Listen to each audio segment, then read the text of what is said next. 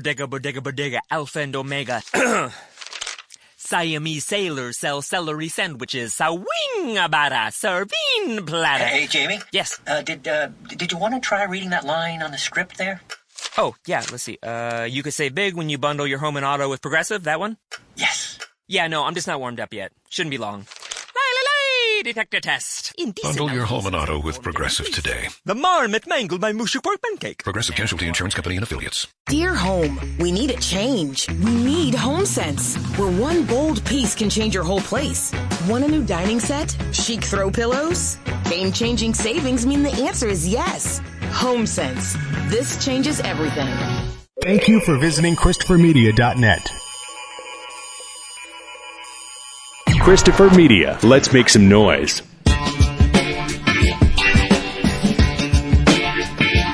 From Asthma Studios near Detroit, Michigan.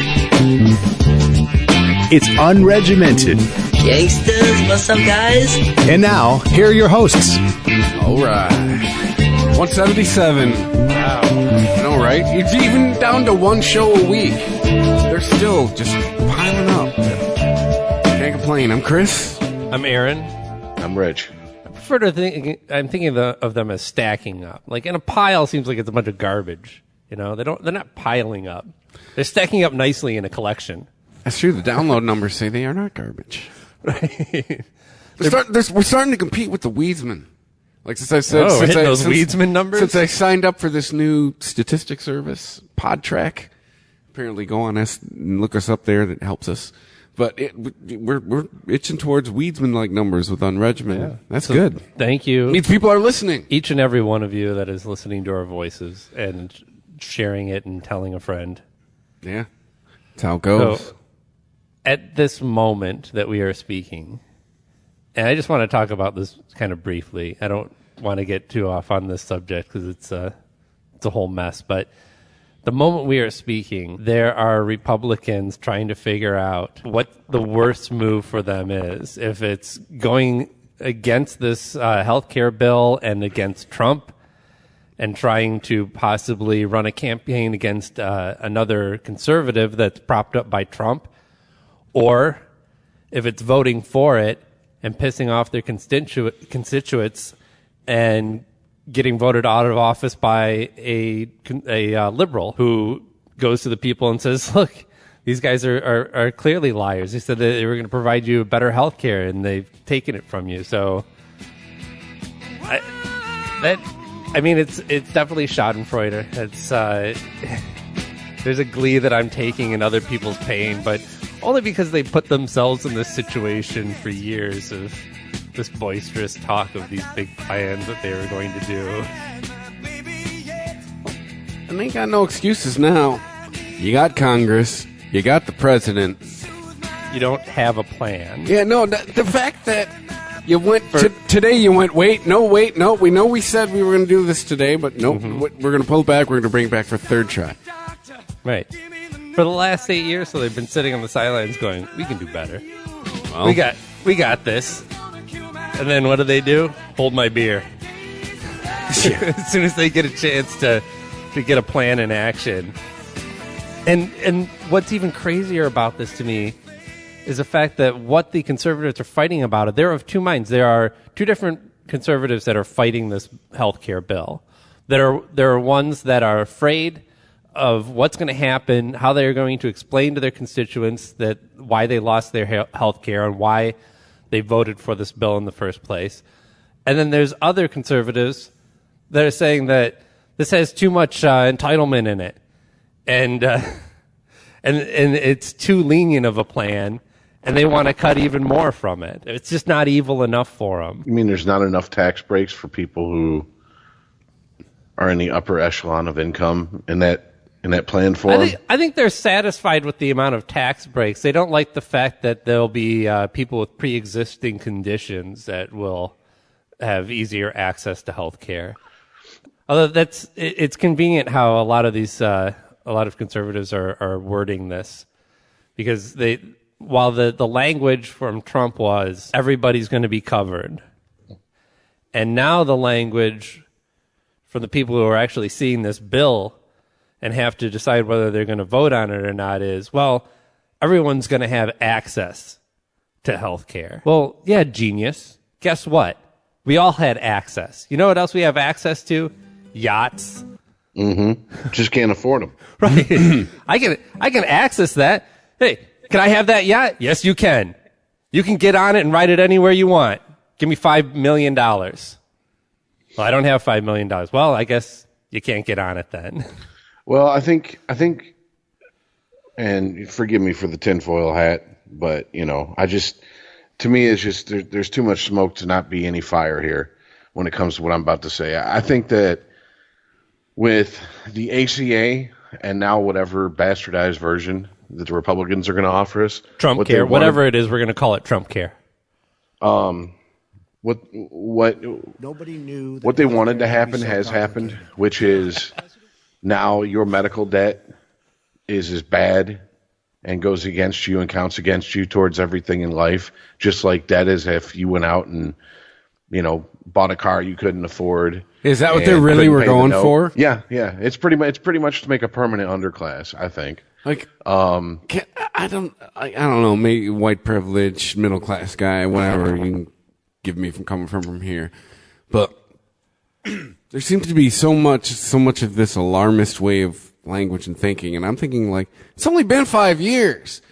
Like it wasn't like 5 years that this has been in action. Yeah. It's not like we were all wandering around bumping into each other, like bleeding out in the streets, like in 2011. You just you lived a life like I lived for so many years. Like let's just hope nothing happens.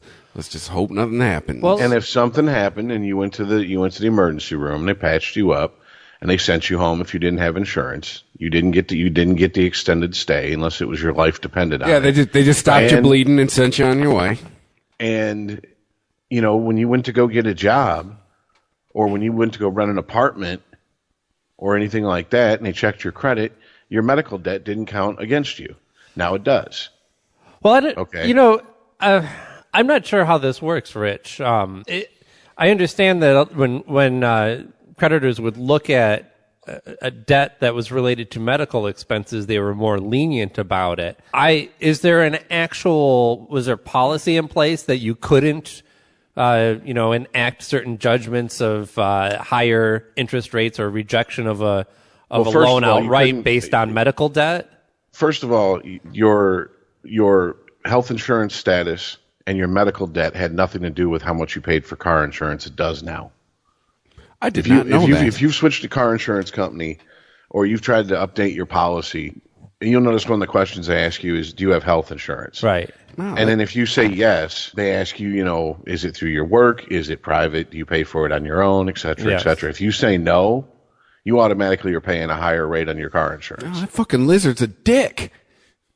Now that's even if you carry full coverage, not just PLPD state, the minimum that we have to have in the state of Michigan. That's if you carry full coverage, which means death and dismemberment and everything that comes with it. And you have, like when I have up to $2 million to cover me for medical expenses that I pay for, plus a deductible in just in case. And I mean, that wasn't there 5 years ago. Okay. That wasn't there before the ACA was put into play. If you couldn't pay your fucking tax, if you couldn't pay the medical debt you had, you could still find a job, find a place to live without going and having them check your credit and go, oh, well, we can count this against you now. Whereas before, it didn't count on your credit score. Now it does. I checked my credit score 10 years ago, and I checked my credit score recently. And it's amazing that no medical debt when I checked 10 years ago was listed on my credit score. And now medical debt for the last 5 years is on my credit score. That's interesting. I was not aware of that. I've been off and on insured for probably the last decade.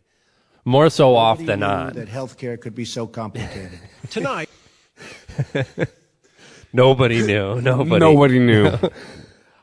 Till Donald Trump said so, nobody knew. So, in a way, and currently, and I've talked about this before, I have a chronic condition that I need medication for, and I've found a way to purchase it overseas at a extremely reduced rate. And it just doesn't make sense for me to have health care unless I was considering, catastrophic event. Well, till now, isn't it 3 or 4 years in, they hike the fee at tax time where they go, okay, I'll get insurance now. Well, that's part of this plan is that if you're buying into the system after being uninsured for a period, then you pay a higher rate. And I think there was talk of it was like 25 or 30% more, which is fucking considerable when you consider the cost. No, from what I've heard, it's like the first 2 years you don't have it, it's like $700, and then like year 3 or 4 it jumps to like $2,100. They pretty much go, all right, dipshit. At this point, we are now going to make it more expensive for you to pay the penalty than to have insurance. Right. Therefore, and at what point is this not debtor's? At what point is this not? We're going to punish you for not having money to carry health insurance, because you can go through the state and be turned down for all types of help, which I was, and so I just didn't have insurance. And then I found out that I had a Medicaid number for a year and a half that was never active. And I had to fight for the last 6 months to get it active. So am I going to be responsible am I going to be on the hook for the last year and a half, which I'm sure they'll just round up to 2 years so they can go ahead and get the full amount out of me that they're going to get? Yeah. And keep my taxes? Of course I am. Because they're never going to make a forgiveness in my favor. We always have to forgive the government when they fuck up, and it's in our favor. Like, oh, we overpay something, we'll get it to you when we get a chance. We'll get your tax returns to you when we get a chance. You owe them money, they're going to take it. They're going to take it when they want it, how they want to take it. You have no fucking say so. I always tell everybody, Uncle Sam is the ultimate pimp. He always gets his money. He will find you. You do anything with a social security number, Uncle Sam's getting his loot. Well, but on the subject of healthcare, I guess I'm curious. I don't really know where most libertarians fall on this issue. And while I have identified myself as a libertarian only because I really can't. That's like the closest I can get to something that lines up most of the time with my principles.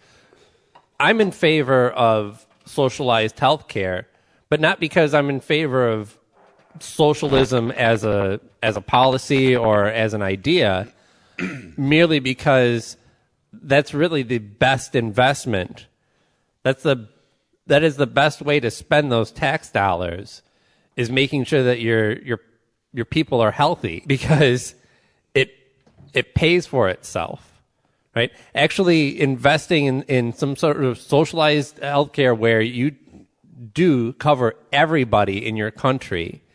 It's expensive, and it is a lot of tax, but you reap rewards from that by not, first of all, by not continuing to crush people into poverty. I mean, I know this again sounds like socialism.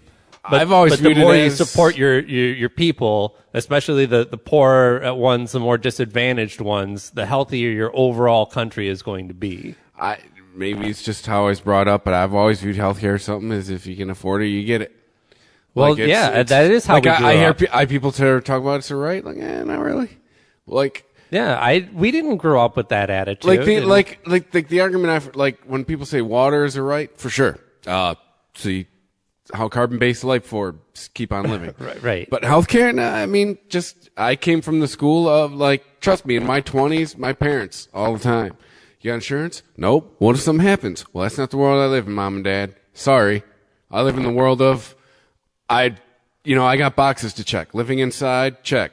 Reliable transportation, check. Eating, check. Right. All right. That's it. And the older I got, the more money I made. All right. I can afford it now, or it comes with the job.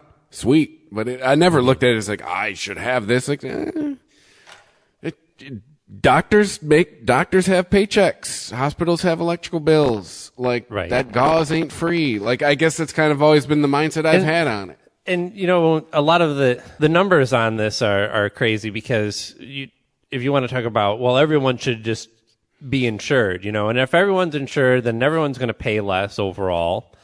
which definitely makes sense. And it's just the responsible thing to do, right? So as somebody who has asthma, it seems like it would be responsible for me to make that a priority that I have good health care. Well, good health care is really expensive. That's definitely out of my pay rate. And getting the minimum health care just so that I can not have to pay increased penalties when I do sign up for health care in the future, and to get whatever tax break, or in the current system not pay a tax penalty. Those things that are built in to try and get people like me onto the system don't even cover my prescriptions, much less paying my premiums. Just getting the basic plan so that I can be in the system, I can be covered if something happens to me, where I need extended hospitalization visit or whatever, still is not going to be a plan that covers my prescriptions. I'll still be paying out just as much as I pay in health care to get prescriptions for my asthma. Or I pay a fraction of that price for the prescriptions, pay no health care, have all my prescriptions shipped in from overseas, manage my health care myself, and hope that I don't break a limb or get in an accident. That's what I'm saying. That's the life I lived for most of my 20s. Like, especially, I delivered pizzas, man. Like, hope no one runs a light. You know, hope someone doesn't plow into me. Like, all that kind of shit. Like, it's just I just thought that was living in your 20s in America. This is the Highwire Act. Yeah, no, I agree with you. It's not a right. It's not something that's in our Constitution that should be provided to the people. But it's a financially smart thing to do. Time out. Yeah, go ahead. I get the Constitution argument, but let's be honest here. Yes. Healthcare, when the Constitution was written, was, you got shot in the leg, bite down on this stick while we saw your fucking leg off. If you're lucky, we'll give you a couple shots of fucking whiskey before we do it. Yeah, there wasn't really a concept. We're not talking. You got to go to the doctor, bring a goat, bloodletting or a couple chickens. Yeah. Okay. We're not talking. It's kind of like the same argument when people go, well, when the Second Amendment was written, we didn't have fucking tanks and hand grenades, and so that. Because there's some people that believe that we should be able to own those because, hey, that's our right to bear arms. But whatever, you know what I'm saying? My problem is that most people who say, I'm not in favor of universal health care or single-payer health care, every time I've talked to them, when I ask them why, it comes down to very much a greed and you didn't earn it thing. An entitlement. It's well, I work hard, so you shouldn't be able to not work as hard as me and get something for free. And I'm like, okay, so you all of a sudden are on your high horse about this shit. But what about all the other shit that our taxes go towards? Right. You have no problem with. Right. You have no problem with all the military shit and all the CIA shit that behind the scenes causes trouble across the world that their money goes to. You got a problem helping a person keep from dying from fucking diabetes or an asthma attack. Right. Fuck you, you're a scumbag human being. That's where I'm coming from. Well, I think the attitude is, though, if you are more in support of killing people than saving people, then we need to eliminate you from the gene pool. But if I was to be defensive of this person, these people that you speak of, it's a more relatable thing for somebody. What happens overseas, who the fuck knows? And what control do you have over it anyway? But you have control over your own life, and you choose not to do this or that. You choose not to do drugs, and you choose not to rob or steal or do other things that you feel like, you're making the right choice. And you're also making the right choice by being responsible, by getting your health care, and you're insured on your car, and you're a good citizen. And then your tax dollars are going to go and pay for a bunch of people that are doing nothing but making the wrong decisions. See, it ain't even about that for someone like me. For me, the rub is it ain't even about my tax dollars. It's about, like, I'm already doing the legit thing, and now I gotta pay the person I'm paying more because they're gonna fucking use that as an excuse to charge me more. I guess that's where it gets muddy for me. Here's the deal. You're talking specifically about the healthcare thing? Yeah. I think we're widening it the conversation up a little bit, though. But here's what I tried to explain to people, and in my life, I know it's not, peer reviewed fucking science, put to the scientific method. I got that. I'm talking about people in my life that I've talked to that have expressed what I said. They've said. When I try to explain to them, look, they go, well, if we have single payer, then healthcare, price of healthcare is going to go up. My healthcare is going to go up. And I said, okay, well, let me ask you a question. And this is before the ACA was passed. How much you don't think your healthcare goes up every time someone who has no insurance goes to the fucking emergency room and can't pay that bill? Yeah. And that bill goes 7 years and it finally falls off you're already paying for them. It's just the fact that you're putting it on paper and saying, hey, here's the people that you're paying for with your taxes. That's what irks them. Exactly. The fact that they're making it official. I can tell you from my point of view, from 2005 to 2011, I paid $45 a month for health insurance for decent coverage, for 80/20 coverage for a single man. Since 2000, it doubled. Yeah, it doubled in 2011, and the last time I checked, I'm paying over $100. Yeah, a month. Like it's more than doubled. That's where the rub, I guess, comes for me.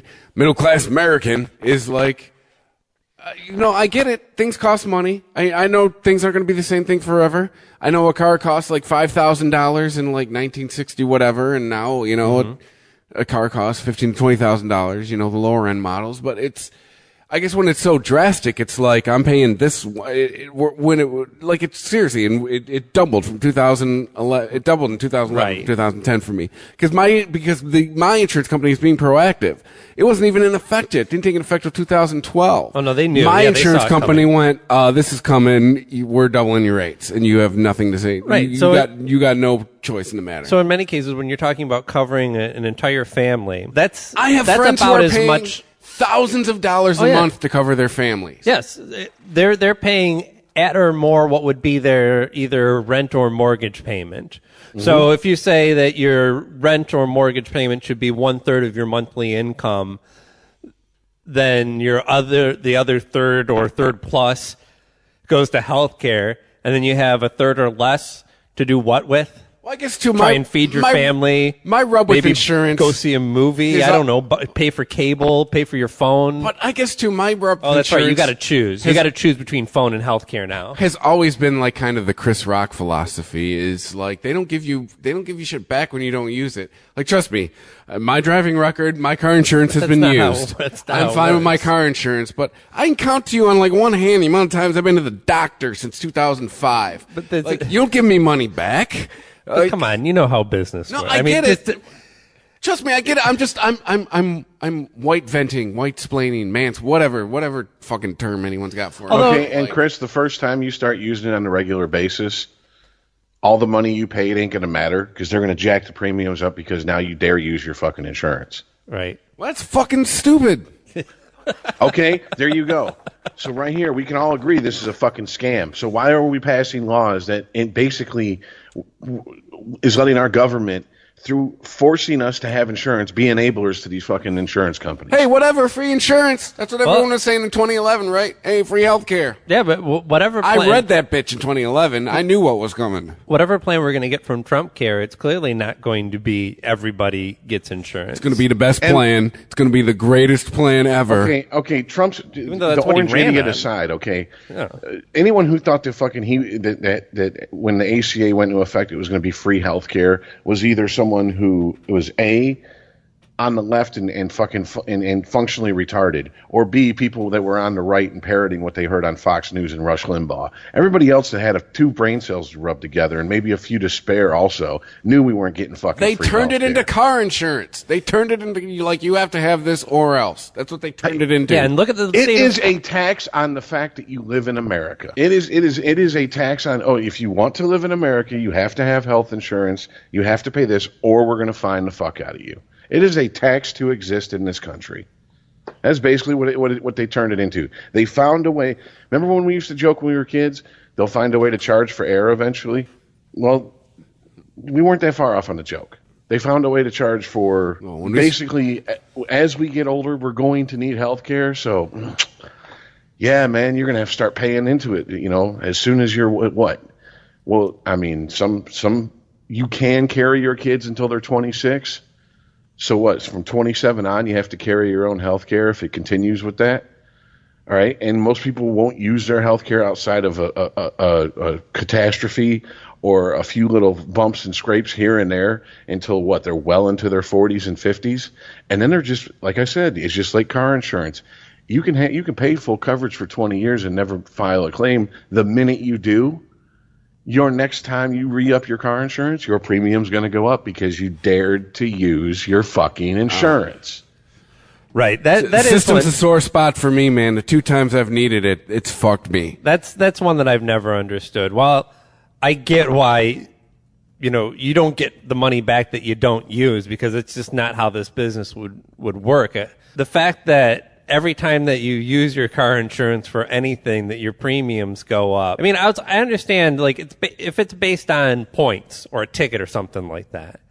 But I'm talking about somebody hits you, and you got to go, well, geez, if I report this damage and try and get it covered, I pay my deductible, and then my rates go up. Let's balance that against the Trust me, couple $100 extra that I would pay just to get it bumped out myself and move on with my life and not even use the insurance that I'm paying for. Things hit me. I'm not the world's greatest driver. I'm fine with my car insurance. I get it. But I'm saying my health insurance, if you just look at my performance, like, come on, man. Like, I've given you like 4 urgent care visits in 10 years. Right. Come on, man. Yeah, they should be basing your health insurance premiums on streaks. Like, hey, I went this long without going to the hospital. Oh, well, this is one of those things. Like I said, I hear there's anyone with a 2-year-old that would be paying outrageous insurance. I have real issues with because it's a no-win situation. Well, you've been dealing with it too. You've been on the front lines. It's another fucking higher wall that they've built. If you're trying to crawl out of, working poor. To get your head into the middle class area, right? It's just another wall we've built, and it was built by the Democrats who love everybody, right? Want to give everyone a fair shot. But yeah, this ties in nicely with that article that you sent to our Facebook page, or Messenger rather, about. Well, this was nobody knew that healthcare could be so complicated. Tonight, I remember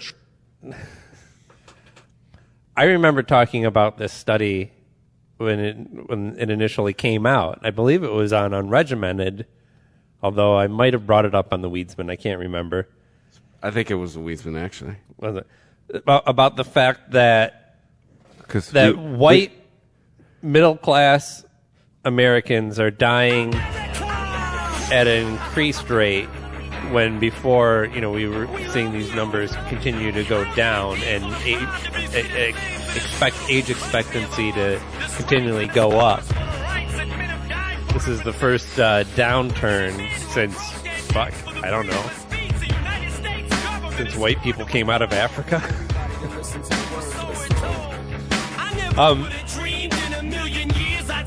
But yeah, you had sent this kind of update on the story where they went back and looked at the numbers, right? And did some more surveying and found that this decline in the life expectancy of white, non-college educated Americans. This entire podcast. Also Trump voter. Well, just college educated. What's the qualifier in that? Like, never set foot in college or didn't finish? I think college the dividing. What I gather is at least a 4-year degree or up. All right, so don't even count 2-year degrees anymore. So this whole podcast, non-college educated, right? If you go by that definition. So they're looking at that and the decline of job availability for the same group of people and seeing correlation between those two. Now, Amen. Well, I have my thoughts on this, but Rich, I want you to start because you're the one who threw this out in the first place. Well, I'll quote a little piece from it. It says basically that mortality rates have been going down since forever is what basically they said. Right. And then recently, in the last 20 years, it reversed itself, and they couldn't believe what they were seeing, so they rechecked their numbers, made sure that there wasn't a fuck up somewhere. And they basically said, we knew what they were dying from. There were suicides, overdoses from prescription drugs, just regular overdoses, alcoholism, questions like that, or things like that. And then it goes into, well, why is it going up with these people? And they were like, oh, well, we found that they have less of a chance to get a job, that they can support themselves, let alone a family. Fuck out of here, Whitey. Basically, it's like we've talked about many times. Manufacturing's left, right? So the manufacturing jobs aren't there. The actual physical labor jobs, companies and places get away with hiring people who might be legal, might not be legal, whatever. Some places pay under the table. I know a lot of landscaping places pay under the table, to where if you work as a legit landscaper above board, you make good money. I mean, we're talking. You make with a couple years experience, and if you're decent at your job, you're making on par with what people who've been at Ford for 2 or 3 years are making now. Yeah. I mean, and so, but that's very rare. Usually that's a crew chief, and then everyone that works for him is either under the table or is hired illegally. And so basically, it's a lack of hope. It's a lack of, there's really no future in it. There's no health care. Can I throw another quote from the story here on NPR? They interviewed the couple that was doing this survey and analyzing the data. He says, if you go back to the early 70s when you had so-called blue-collar jobs, or called blue-collar aristocrats, those jobs have slowly crumbled away, and many more men are finding themselves in a much more hostile labor market with lower wages, lower quality, and less permanent jobs. That's made it harder for them to get married. They don't get to know their own kids. There's a lot of social dysfunction building up over time. That's a sense that these people have lost this sense of status and belonging. And these are classic preconditions for suicide. Now, the funny thing about this story is that because we're in the climate that we're in, this story gets passed around a lot by maybe the white supremacists, the alt-right, the neo-Nazis, a little bit, as in like, whoa, is look what's happening to white people that everyone says is. You could argue that's kind of how Trump got elected. You got a whole bunch of disenfranchised whitey reminded you they're still the majority. But I think what you have to keep in mind with this is first of all one study done by a married couple that they're just looking at data and one looking person at just trends. hoping, and it's not saying, hey, you get more jobs, less people are going to kill themselves. The study might suggest that, and that's certainly a good idea, and certainly that's what we do in this country in general. We want to have more job availability. It's good for the country. But the fact that they're seeing this in white people explicitly in this as a trend, more so than what has traditionally been with black people, Mexicans. Actually, no. That's the weird one in here. Hispanics have always had a lower mortality rate than whites. Right. And it even says it in this article, and they even say it themselves. It's a bit of a mystery and a puzzle, and we haven't fully resolved exactly why that is. You know why? Because they're fucking work all day. They don't have time to think about killing themselves. Because they're working fucking 16 hours a day. And I'm not joking. Yeah. Well, can I take it? Also, this is just pure speculation on my part, but I'll say this. I think I'm not kidding. I'm not being racist by saying beans. I'm sorry to step on you, but I just had to say that. What?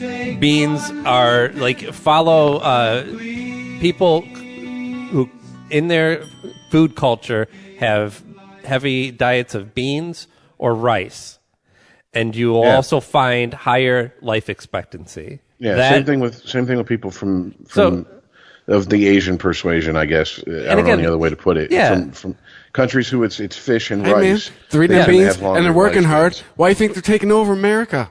Again, see, I did there. These are just numbers. Well, anyways, this is not to say that, like. Sorry, Rich. Well, yeah, get back to your point, Rich. I'm sorry. I was just going to say Hispanics. Okay, in my experience, especially if this is just in this country, tend to be Catholic, and so I'm sure there's a religious belief in there about suicide. Whereas I think we can all agree that, especially as Gen X grows older into the age group that they're talking about, we're more of the agnostic atheist than any group before us. Right. And people from Latin countries and of Hispanic descent, they still are. They have a higher rate of practicing Catholics, or people who call themselves practicing Catholics at least, than white people. So I think that might be an issue there as far as this killing yourself thing. But I mean, there's also the fact that a lot of these deaths they're talking about are from prescription drugs, and I think a lot of that's from the rise of these prescription drugs that have come out that doctors prescribe, and then when they take you off them and you go cold turkey, a lot of people end up. If you really listen to people's stories and you do the studying and you look up the stats yourself, a lot of people end up on heroin not because they were living some sort of Jim Carroll basketball diary lifestyle. It's because their doctor put them on something. They got hooked on it. They took them off. They went cold turkey, and they couldn't handle the withdrawals, and so they turned to street drugs. I remember reading articles cheaper than buying the prescription drugs on the street. I remember reading articles about OxyContin in the late 90s, and when it first came out, one of the nicknames for it was called Hillbilly Heroin. Oh, yeah. Hillbilly Heroin, yep. Right. But so again, I was talking about just looking at the number. These are statisticians. These are numbers people, right? And they have to talk about it in, this is what we saw in this segment of the population, in this segment, in this segment. To me, the bigger picture here is that if this is happening to people who in this country traditionally have continued to do better generation after generation, as far as not only financially but health-wise, have continued to live longer.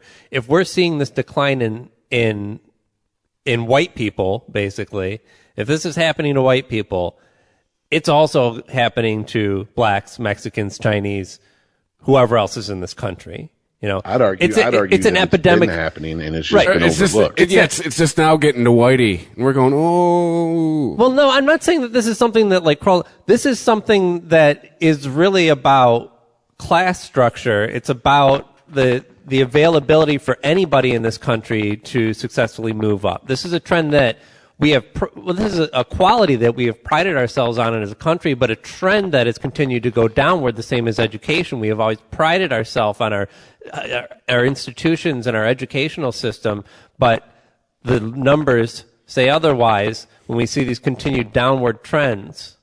So it's not about race. It's using race as an identifier of a problem, but it is about class, and it is about saying, now that it hits whitey, how it's news. Easy is it for anyone, including a white person in this country, to get themselves out of poverty and to continue what we are used to seeing from this country, regardless of your race, that you could come in and generation after generation step up and be better off. I guess and have more leisure time and more time with your kids and work less and not have to do the back-breaking jobs. I guess I've learned this in the course of doing this podcast, and I guess that's kind of where this comes from. Just for me, my lens has just been tainted. I've worked with too many brown people who've come here with $20 in their wallet, and they make more money than me. Right. You're saying that you see other races. I've worked with too many people who I can barely speak the language to, who came here in 1994 with $20. That have a stronger work ethic and know how to work the system better than people who grew up I here. know I am way smarter than them. Mm-hmm. And these guys are making 7 figures a year. I've worked with too many people. I guess that's what taints my lens too much. Here's my tainted lens view on this as well, because I read this article and I was thinking, the thoughts that I was speaking before about how this really speaks more to class than race, but also when the talk about job availability was mentioned in this article. I guess what comes, I don't know. Sorry, I had a couple of beers, but maybe to be preemptive on you, I think what maybe preempts maybe what you're saying is I've worked with too many people who've made their own opportunities, who've said fuck everything else. Well, they made their own openings. Fuck waiting for an opening. They made theirs and they went for it. Mm-hmm. So job opportunity. Well, because their back was against the wall. Basically, it's like this, or I live on the streets, or go the fuck home. I mean, either way, it's a shitty situation. Well, it's people with nothing to lose. Yeah. Right. Here. This is what keeps you in conservative camp. Poor people in America still kind of got shit to lose. Maybe I'm lucky. I've worked a lot of different jobs, and I never had a period where I really felt I had a problem getting a job. As a matter of fact, in most cases, it's very rare that I think only really one time that I've been fired from a job. And in every other case, I went and found another opportunity. And regardless of what I was hearing on the news about how easy it was to find a job, or the unemployment rate, or the economy, or anything like that. And I'm not saying that like if I can find a job, anyone in this country is, and if they're not finding a job, then they're lazy. That is not the statement that I'm trying to make. I just can't identify completely with this concept of how hard it is to find a job in this country. I do see a lot of unwillingness to do certain things, and it's not so much like, if you want to feed your family, then you gotta, do whatever. Take the Mexicans' job and blow the leaves around. Do the jobs that we're always saying that Americans just don't want to do. But it could just be about not throwing yourself into an opportunity. I've started a lot of jobs having to be trained on them. I pay attention and I learn fairly quickly, and I've learned a lot of skills that way. Like I say, I'm not college educated, if that's the definition of it. I went to some classes, most of them related to art or art history, so they're useless anyway. They're just what I wanted to do. Throw the music in with me, and same waste of time. Right. I've gotten my experience in the work field by being, I don't know, a halfway decent interviewee. Putting on a shirt with a collar on it. Perhaps some Dockers. And just, knowing how to absorb and not being afraid. I mean, it is, I can't say don't be afraid. Every new job, there's fear involved. And especially if you're going into it like the job that I have now, going into it knowing next to nothing about what it is they want you to do. You just know it's about computers, and you like computers, right? Hey, man, it's all attitude. There's a trope that I picked up somewhere along the line in the last few years of I'll take a C student with a great attitude over an A student with a shitty attitude any day. So I do. I said that not because I think that I should be some example. I'm a fuck up, man. Like, don't model your life after me. Don't wander aimlessly through life and figure out things in your 40s. That's not the way to do shit. But early 40s. And I'm not trying to say that I'm an example of. I'm only now just figuring this shit out. I'm not saying I should be some kind of example. But I don't think that I'm alone in that experience, because I know I'm not alone in that experience. Those are most of the people that I know. I don't know a lot of college-educated, college-graduated professionals in my life. So, I don't know. Do you have anything to say about that, Rich? Have I got my head in the clouds? Is that my white privilege showing? Maybe it's just because of the way I look at things. I think that the whole race issue on this article was, to me, just a way to present it, to get people to read it. What I took away from the article is, regardless of race, regardless of culture, it seems like if you take hope away from people, they all fall back on the same things. Some form of self-medication, depression, et cetera, and it's just something that like when it comes to jobs in this country, I think I don't know what generation really started this, so I can't speak to that. But I think that there's especially when I was growing up, there was a shame attached to if you go to a vocational school or if you go to a trade school of some sort versus college. It's like you weren't good enough for college, and I think we really, especially the way this country is going now, we really have to stop looking at it like that. A skilled trade, you can make more coming out of trade school with a skilled trade than you can coming out of college for a lot of degrees these days. And as long as you, just like a college degree, you don't go get your college degree in feminist dance therapy or some bullshit like that. Yeah, no, you're right, Rich. It's not even about making more than a college educated professional. That's quite the major. You have to balance a debt. If you go debt free into a job and work your way up to a decent pay rate of, let's say you're making $50,000, right? And your friend that you went to school for 6 or 8 years, became a doctor or lawyer or some shit like that, and he's making $80,000, $100,000. But he's also got $100,000 worth of debt. I'd say I might know someone with 3 degrees who has $100,000 in debt. Yeah. She might be upstairs.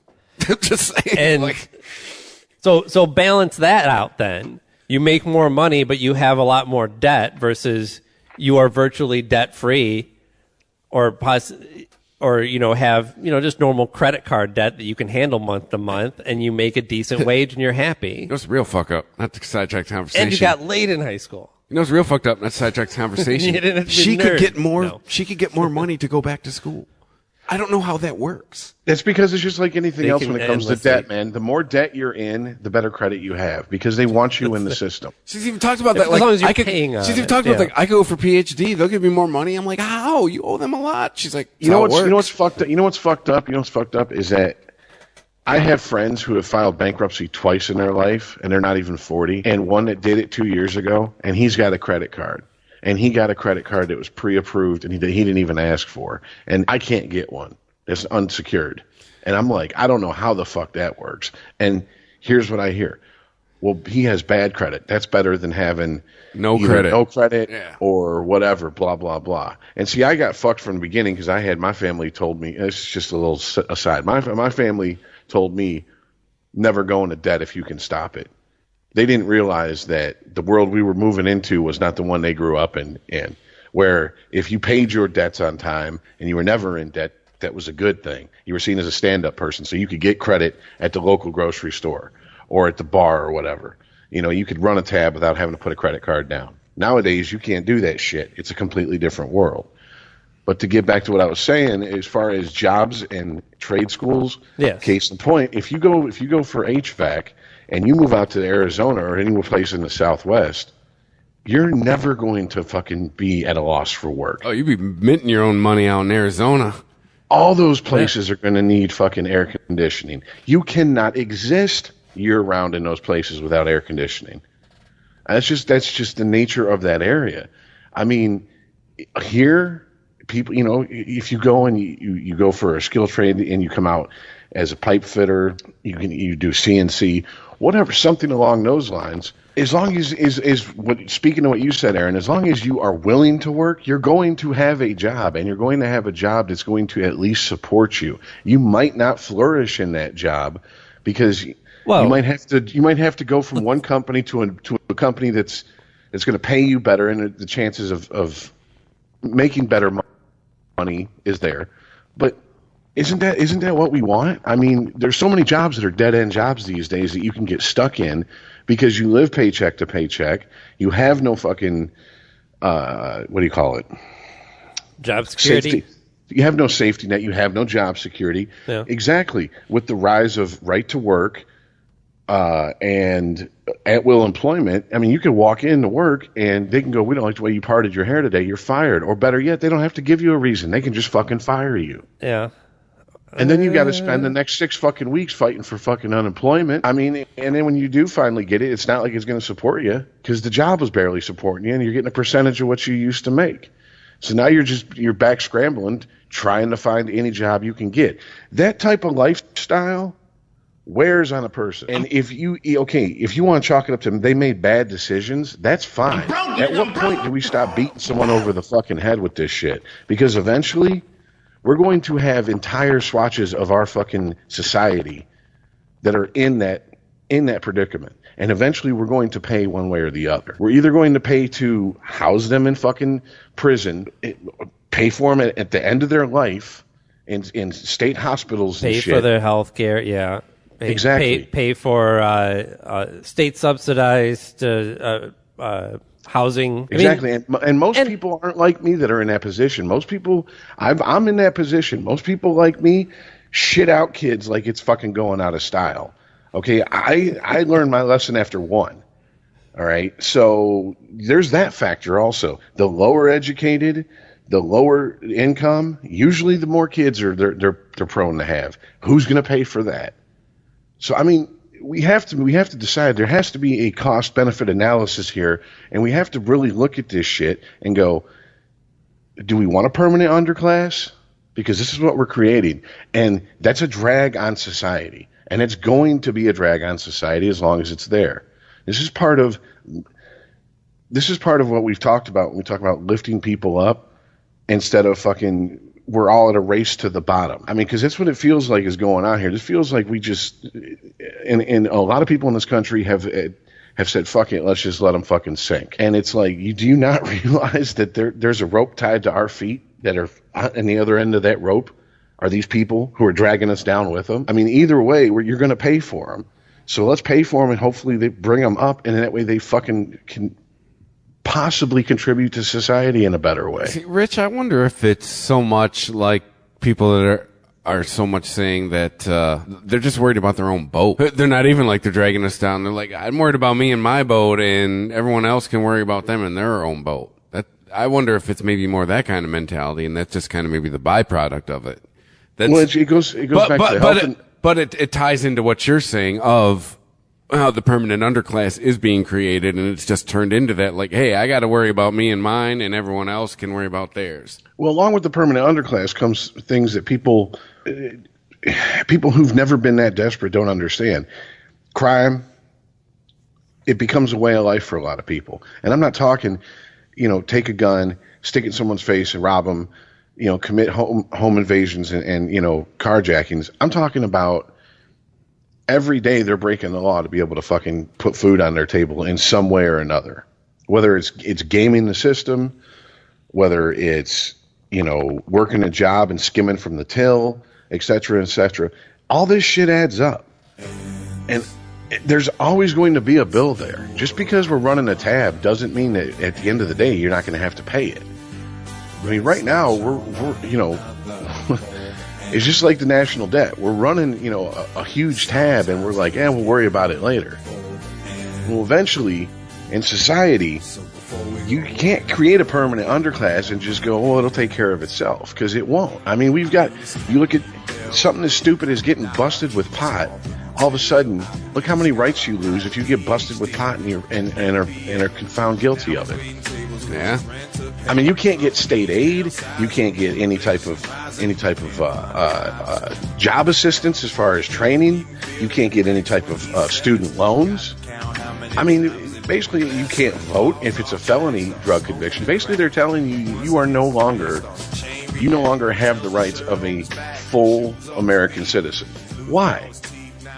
They didn't. It's not like, and we're not talking murder and rape and shit like that. We're talking nonviolent drug offenders. And you take hope away from people, and then when they fucking act like the animals that a lack of hope turns people into, we get pissed and we get fucking shocked, and we go, well, look at them. They're fucking animals. They're thugs. Well, what do you fucking expect, man? If I beat a dog every fucking day of its life, and finally one day that dog turns around and bites the shit out of me, I'm not going to be like, well, how dare that dog bite me? It should have took that ass whooping again. That dog finally got tired of getting its ass beat. That's ultimately, we are animals. We have instincts. Survival instinct is strong as fuck, and people don't realize that because we live high on the hog here in America. Go to other countries. It is not out of the. It's a daily occurrence for people to fucking make a decision that will put someone else in the ground for them to keep fucking living. That is happening all over the world as we're talking right now. Yeah. And I mean, do we want that in the lowest of our society? Do we really want it to turn into that? Because who are they going to prey on? The people who have shit. It's all there is to it. Always comes back to haves and have-nots, doesn't it? Rich, I wish you could see me. I've been nodding like a bobblehead here for the last minute. Preach it, brother. It's one of those. Hey, I'll stop you when you're wrong, man. Like, I mean, I'm a little frustrated. I'm sorry I went on a rant, but I'm a little frustrated because I've seen it. Don't apologize. I've seen it with myself. I've seen it with family members where we go in and we go, look, we want help. We don't want welfare. We don't want this. Mm-hmm. You know, what can we do? And it's arbitrary reasons why we can't get help. And it's really frustrating when I hear someone who games the system. And here's the thing. I used to get pissed. Now I go, teach me. And that's how fucked up it is. Like, I've given up on fucking trying to do it the legit way. Just teach me how you game the system. Mm-hmm. Because if you do it and you're just happy staying static gaming the system, I want to fucking move up. I don't want to be hooked on the fucking government tit. I don't want to be responsible to the government. I was raised being told if someone can give you something, they can take it away from you just as quick. So I want that hand up, not that hand out. And I don't know how to get it. Yeah, and one reason to step outside of the system begets another. I mean, like you're saying, it so easily becomes a way of life. I mean, I did it. I all but slipped off the grid for maybe a couple years of my life after my divorce. You know, and I'm not saying like I got a new identity or like changed my social security number. Nothing. Oh, zero, not your real name. But that'd be fucked up. But, I mean, when there's, I don't know, when you're given one reason to not participate in the system, as one might call it, there's really no. It's almost like becoming institutionalized, right? It's like you send somebody to jail for a petty crime, breaking and entering or something like that, non-violent crime, and what do you get out of it? You get a career criminal who will go on to possibly murder somebody, mm-hmm. who may not have gone down that path if somebody just slapped them in the face and said, "Hey, what the hell are you doing?" We're gonna charge you with a crime. You're gonna pay a fine. You're gonna do some community service, and we'll all move on with our lives. I mean, case in point to what you're speaking to. Just to throw this out there, when I was in rehab, you know who did the best in rehab? People who had been to jail, people who had been to prison, people who grew up in the state homes and youth homes, because we were all used to. And I've never been to jail, never been to prison. Knock on wood. But I mean, I grew up in state and youth homes. I got used to being told what to do. You're going to eat at this time. You're going to do this at this time. You wake up, you take your shower at this time, blah, blah, blah, blah, blah, et cetera, et cetera, et cetera. It's like military life, I guess, to some people, you know. And we did the best. We were the ones that understood there's 5 of us in a room and 3 of us snore, deal with it. It was the fucking people who had never done it who were like, oh, my God, I can't handle all this snoring. And it was like, have you ever seen Full Metal Jacket? We will blanket party your ass. Shut up. I was brought up Catholic and went to Catholic school. That all sounds vaguely familiar as far as that mindset. Is that what they called it in Full Metal Jacket? This came up the other day. We couldn't figure out what it was called. The soap in the towel. What did they call it in the movie? Blanket party. There's a couple different names for it. Blanket party. Code Red. It probably was Blanket Party in the movie, though. I think you're right. I was trying to think of that the other day. I think Blanket Party is a Vietnam era term for it, so that would fit the era of the movie that the movie was set in. It's the way I've always heard it described in my family, even from the World War II vets. And yes, that shit does happen. I mean, same thing with just a quick story. Yeah. My grandfather, when he was in basic training, they had a guy who he wouldn't shower. And they didn't know if it was because he was dirt. He come from really dirt poor white trash, and he never knew how to shower. Muslim, or no? I mean, serious. Like he didn't have indoor plumbing. Like this was right. this type of guy. Oh, the water flows indoors here. or he was just ashamed to get naked in front of people. Well, after that their platoon kept getting smoked over and over and over again, basically the drill sergeants were like, just like in Full Metal Jacket, we're not going to punish him. We're going to punish all of you. So you guys better figure this out. They grabbed like wire brushes and soap and scrubbed his ass and said, next, you will either hop in the shower next time or we're going to do this every day because we're not getting smoked anymore because of you. To be clear, what's smoked? Like a penalty? Oh, yeah. It was like nowadays it's physical therapy, a mark on your record, or punishment, physical, like you have to physical training, run fucking a couple miles, build the pyramid of sandbags, and then take it down. Yeah, shit like, hey, dig my hole right here. Now fill my hole in. Now dig a hole 2 feet over from it. Now fill my hole in. Just shit like that. Basically, teaching you that the weakest link is you're only as strong as your weakest link, and trying to get you to work as a team. But ultimately, it's a very fucked up way of doing it, but it does work. Ultimately, what you end up doing is you go, okay, if we have to carry you through this, we're going to, but you better be moving your feet also. We're not going to, it's not going to be all on us. You have to try. Mm-hmm. You know what I'm saying? And, I felt sorry when, I was told this story when I was like 8 or 9 or something like that. I felt sorry for the guy. I told my dad after my grandfather told me the story, and he goes, you don't understand. Those men were training for life and death situations. And if he couldn't bring himself to take a shower for whatever reason because he was scared of indoor plumbing or he was scared of being seen naked. If he had a problem of trust with the people that he was going to march into battle with, that was an issue they needed to solve, right? Exactly. He's like, he had to get over that one way or the other. Yeah. It was either his fear or trust of his fellow men. In either way, he was not fit for battle until they solved that problem. Yes. I mean, it's basically, yeah. So, and I mean, that's the whole reason that boot camp is the way it is. Because they will tell you, if you can't handle this, how are you going to handle the stress of being shot at, shit blowing up around you, and you have to keep your head? If I'm yelling at you while you're trying to do a task, and that rattles you to the point where you can't do anything but just flip out and curl up into a ball, you're not going to handle combat whatsoever.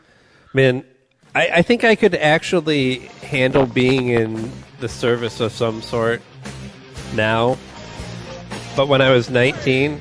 no fucking way. No way. No way. I told someone to go fuck themselves and got dishonorably discharged real quick. Yeah. Yeah, it nowadays, I mean, I don't know about nowadays, but when I was looking to go in, it was way different. It was peacetime. They wanted people who wanted to be there. Right. When I got out of high school, there was Cold War was over, and we didn't have terrorism yet. They just needed extras for Godsmack commercials. It was the stretch between the Cold War ending and 9/11 happening that we enjoyed relative peace in that period of time, and so they lightened up a lot of the shit they would pull in basic training and boot camp. Whereas when my uncle and my dad went, the people who were mouthy or whatever, they would. And God forbid they raised a hand against a drill instructor. You got the gunny. Yeah, because then they'd separate him. They'd take him out back, and he'd spend a few days in the fucking hospital, and he'd come back, and usually that was all it took, was one of those type fucking situations to happen. And I mean, they had things called the motivation platoon, where they'd stick you on the 3rd floor of a building and handcuff you to your foot locker, and you'd get smartasses that go, you can't touch me, and they go, you're right, but we can touch your footlocker. And they throw your footlocker down the stairs that you're handcuffed to. Well, legally they didn't touch you. I know they stack piles shit that high. You get that guy. Hey, this reminds me of something that we were talking about earlier that I wanted to expand on. We had talked about prescription drug abuse. That had come up a couple times. Well, it was brought up in that study that we were talking about earlier. That was one of the leading causes of death for those that was on the rise in this country with mostly white males, I believe. And certainly that's that's a highly accessible drug. There's a lot of veterans that are suffering from this, and it's not about the heroin or the coke. It's about fucking just pills that they started getting when possibly they were wounded, and to manage their pain they got some opioids, and it just kind of you combine long-term opioid use with or something they can get on the street that's similar to what they used to be able to get. Traumatic stress disorder, or whatever they refer to it as now. That's a bad combination. And actually in Michigan, they're trying to get a law passed that will have a new monitoring system for opioids and controlled substances that are prescribed. Peeing into a cup? No, it's just tracking. Or just keeping track of who's giving them out? Right, because it'll basically stop the doctor shopping that happens for these drugs. People who have multiple doctors that they go to get monthly re-ups on their, you go to 5 or 6 doctors to get a monthly dose of OxyContin. You can take 2 monthly doses for yourself and sell 3 of those, make a profit, do the same round the next time. But if they track you through the state, and the pharmacists can just pull your name up and say, hey, wait a minute, you've already gotten 5 prescriptions for this drug from other doctors. I can't fill this. Well, they already do it with any type of medication, even if it's over-the-counter medication that you can make meth with. They actually swipe your ID, and if you buy more than X amount in a period of time, it flags you in the system to where they won't sell it to you. Well, there is a difference. That is true. And they do have a network, but I believe what they're proposing is a fully computerized system. I mean, let's say Walmart. Certainly, if I go to buy something that has ingredients for meth in it, I have to sign my name. I'll sign it on the pad like I'm signing a credit card. That is a system that is in Walmart. They might share with other stores. They might not. They just probably have to legally back it up so that if somebody is like, hey, this guy's making meth, and they can track the purchases and say, well, we see he bought this much Sudafed. Well, that's our case right there. They don't have just a system where they can go, okay, 1 second, sir, please. Tick, tick, tick, tick, tick, tick. No, I'm sorry, I can't sell this to you. That doesn't exist yet. An actual preventative system. And again, with another topical issue, legalized cannabis in this country. We've seen cannabis. Study after study show us that in states where we've already had years of experience of legalized cannabis in that state, we saw opioid abuse go down. Mm-hmm. And the thing is, opioid abuse is so prevalent in this country, not because it's the greatest high ever. I mean, partially I think it's somewhat socially acceptable. You can say that, I've got, back pain or something. There's a reason why I'm taking these pills. They're prescribed. See, they've got my name on them. I'm not doing anything wrong. But there's also the availability of it. The fact that anybody can go to anybody else's house and go, hey, can I use your bathroom? See what they got in there. Start popping some pills. You're a kid. It's way easier to get your hands on some pills. Is this what you do when you go to the bathroom at other people's house, Aaron? I don't. You've heard happens? No, usually I look for the curling iron and flattening iron and make them talk to each other while I sit on the toilet. That's the worst thing I've probably ever done. Or read the shampoo bottles while I shit. Shampoo is better. Actually, now that we have phones, I don't have to read shampoo bottles anymore, thank goodness. I know, I haven't read a cereal box in a good while. It's been a long time. Yeah. It's so bad I can't even watch. I have to be watching some sort of entertainment when I eat now, especially dinner. I can't even just listen to a podcast. I'm spoiled. I want first and cleaner hair. Conditioner is better. I leave the hair silky and smooth. It's you, John. Really, fool. Really.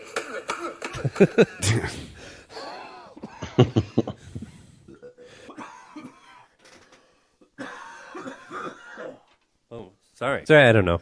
Preaching to the choir, I guess. Well, I mean, I do think it's interesting that recently I went into the doctor and was talking about some chronic pain I had, and it's nerve pain. So narcotic painkillers won't work on it.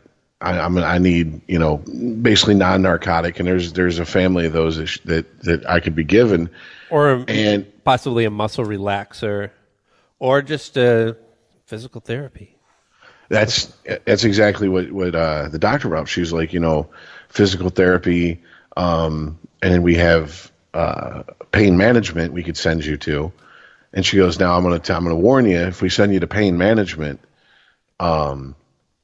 they will cut you off if they find out if you have a medical marijuana card or something like that. And I'm like, what? They're like, they won't work with you because they consider that a conflict of, if they prescribe you something, they don't want you on that. And I'm like, on what planet is anything they're going to give me in weed going to fucking kill me? You know what I'm saying? You prescribe me medication that regulates my heartbeat. If I take the whole bottle, it's the last regulated heartbeat I'm ever going to have. Yeah. Okay. So if you can trust me, regulate you like Nate Dogg. Yeah, exactly. Yeah. So if you can trust me with that, then why can't you trust me with a medical marijuana card and a Flexerol? Because I know people that have mixed way worse than that and come out down the other side perfectly fine. And she's like, it's just it's the pain management clinic they work with. I don't know if this is across the board policy, but I mean, I was like, when I heard that, I'm like, you know what? How much of this is coming from the pharmaceutical people, and how much of this is actually doctors that are saying, we won't treat you if you have a medical marijuana card because of interactions. It's just about business and liability when it comes down to it. I'm not trying to justify it, but it's like saying you run a methadone clinic. We won't work with you if you're a junkie. Well, I do think it's. Yeah, I know, right? That kind of defeats the purpose.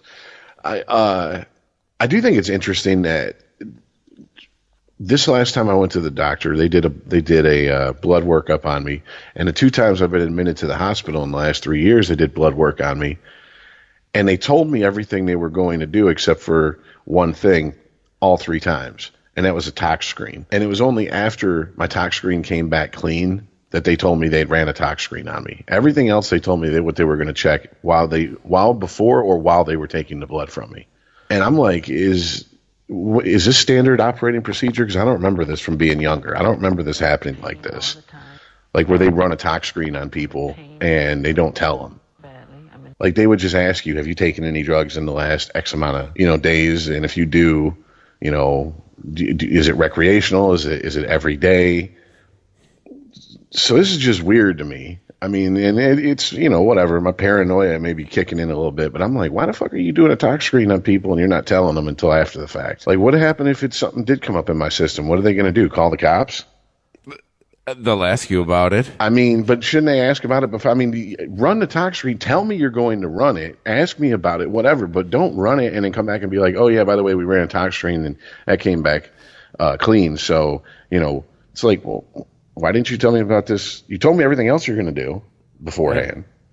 You told me you were checking my liver enzymes, my kidney function, et cetera, but you didn't tell me you're running a tox screen. Or I'm confused why, if they didn't tell you beforehand, why they would tell you after unless it came back dirty. I'm in pain all the time.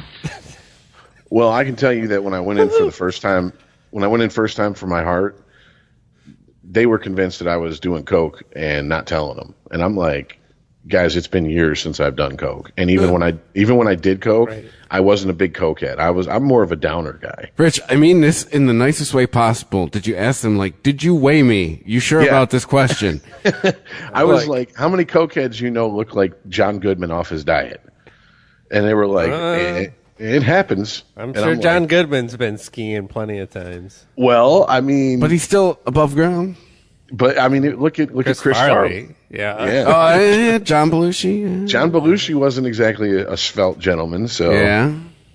But I mean, that was usually mixing uppers and downers of some sort. John Belushi was speedballing. I think it was Coke and some sort of barbiturate. And then didn't it's always the mix. And didn't Farley not die? Always, and but didn't Farley die the same way because he was like trying to emulate Belushi or some shit? Well, he died from partying. He wasn't shooting. I think he speed died bumps. because he hated himself.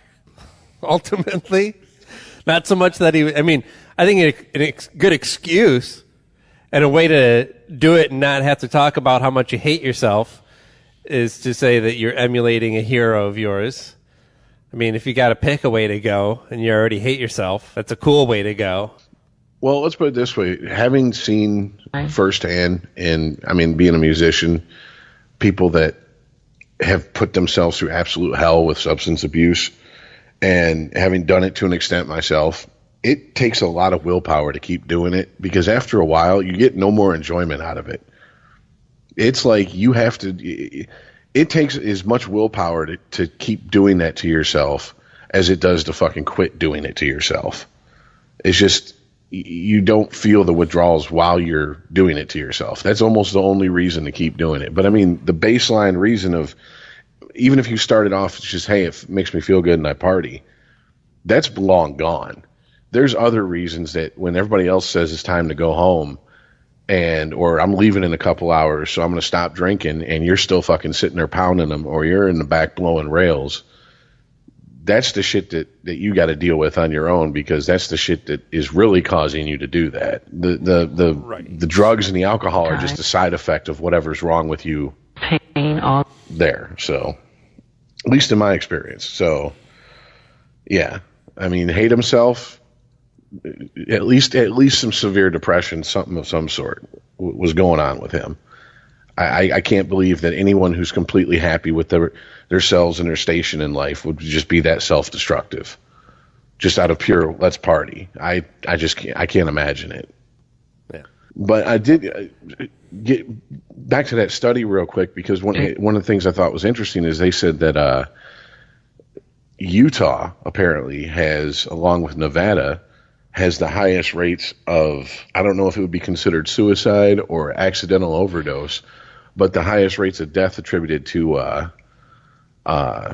prescription drugs. Yeah. Now Nevada makes sense a little bit. I mean, I'm going to stereotype a little bit. Nevada makes sense. Utah, not so much, man. That's a lot of repressed white people, man. That's where the Mormons are. Like, I speak, Mm-hmm. I got out of the club. Like, I come from repressed whitey. I was raised Catholic. A lot of repression, a lot of guilt, a lot of compartmentalizing, a lot of talk of just bury that down, that kind of shit. It's the same thing in the Mormons, different book, more wives. Put those feelings in your mind vice. Yeah, crush 'em. Yeah, but no, it does not shock me I'm not shocked that where there's a high concentration of repressed whitey, you got that kind of shit going on. I think it was, what they were saying shocked them is that in Utah has one of the lowest, as far as the states in the U.S., one of the, if not the lowest percentage of alcohol, tobacco, caffeine use. But yet here is prescription drugs, and they have one of the highest death rates due to it. So that's telling me that, you say repressed, I guess maybe, but I think it's more of, well, if it's given to me by a doctor, it can't be bad for me. On top of a little, being naive as far as illicit substances, because you've never done them. Well, doesn't that come with the white? Hey, I try. It comes from a doctor. Like, doesn't Whitey seem a lot more trusting than everybody else? Well, then I got to say this, man. What the fuck am I? Because like all these white stereotypes, I really don't fit into. Right. General Whitey. And are we talking upper class white, maybe? You're Gap shopping Whitey. You're... Can I... 2.5 kids and dog and picket fence having Whitey. Allow me to quote directly from the article from one of the two people. Case, the first name? Anyway, in regards to what you're referring to, Rich, they say, there's not a part of the country that has not been touched by this. We like to make the comparison between Nevada and Utah to look at the extent to which good health behaviors lead to longer life. 2/3 of Utahns are Mormons. They don't drink. They don't smoke, and they don't drink tea or coffee. 2/3 of Nevadans live in Las Vegas paradise, where there is a little more of everything. So the heart disease mortality rates are twice as high in Nevada as they are in Utah. But in both states are in the top 10 for deaths of despair. So they mentioned this earlier, but deaths by despair is basically drug overdose or handgun inflicted. Utah has had a terrifically hard time dealing with the opioid crisis, and suicide rates are going up as well. There's a lot of surprise here in parts of the country that we really weren't expecting to see. So again, it's not they use race as an identifier for what they see as a problem. The same way they're using location as identifier, and also by location, therefore, lifestyle. There's definitely a different lifestyle between people who traditionally live in Utah versus people in Nevada. And when you see one place where in Utah the life expectancy is going up, the quality of life is going up, and you can tie that to their lifestyle, well then what's happening here where also the suicide rate, the death by handgun rate, and opioid abuse rate, those are also going up. So, yeah, you're not having as much people die from heart disease, but if that makes you a happier person, why is your suicide rate going up? That's the question. And while, not to take away from, I think the point that I was making and you were making earlier, Rich, that this was more about class than race. I think class has a lot to do with it, but this isn't one thing where we can look at numbers and facts and see how they line up and make assumptions based off of that. But the answer is really, maybe it's just a little bit of everything. Like, I think the bigger picture here is there something about our basic way of life in America that is slowly killing us? Isn't that the bigger question that's being looked at here? The elephant born, you begin to die. The elephant in the room. I'm not even trying to talk existentially like that. Like, honestly, is it costs a lot to live this ballin'? In more ways than one? I don't know. Maybe that is existential. What do you think, Rich? I don't know, man. I don't know. Is America killing us all? Is America the cancer that's killing us all? Is it an orange-faced cancer? Well, I mean, is it the... Okay, how do I put this? Is it the letdown because maybe these people have been raised with expectations that aren't being fulfilled? I mean, I was always raised being told I was part of the generation that was going to do worse than my parents. So I just kind of was like, all right, then don't expect the world. You know what I'm saying? And you can't be let down. Don't expect everything just to be okay, and you won't be let down.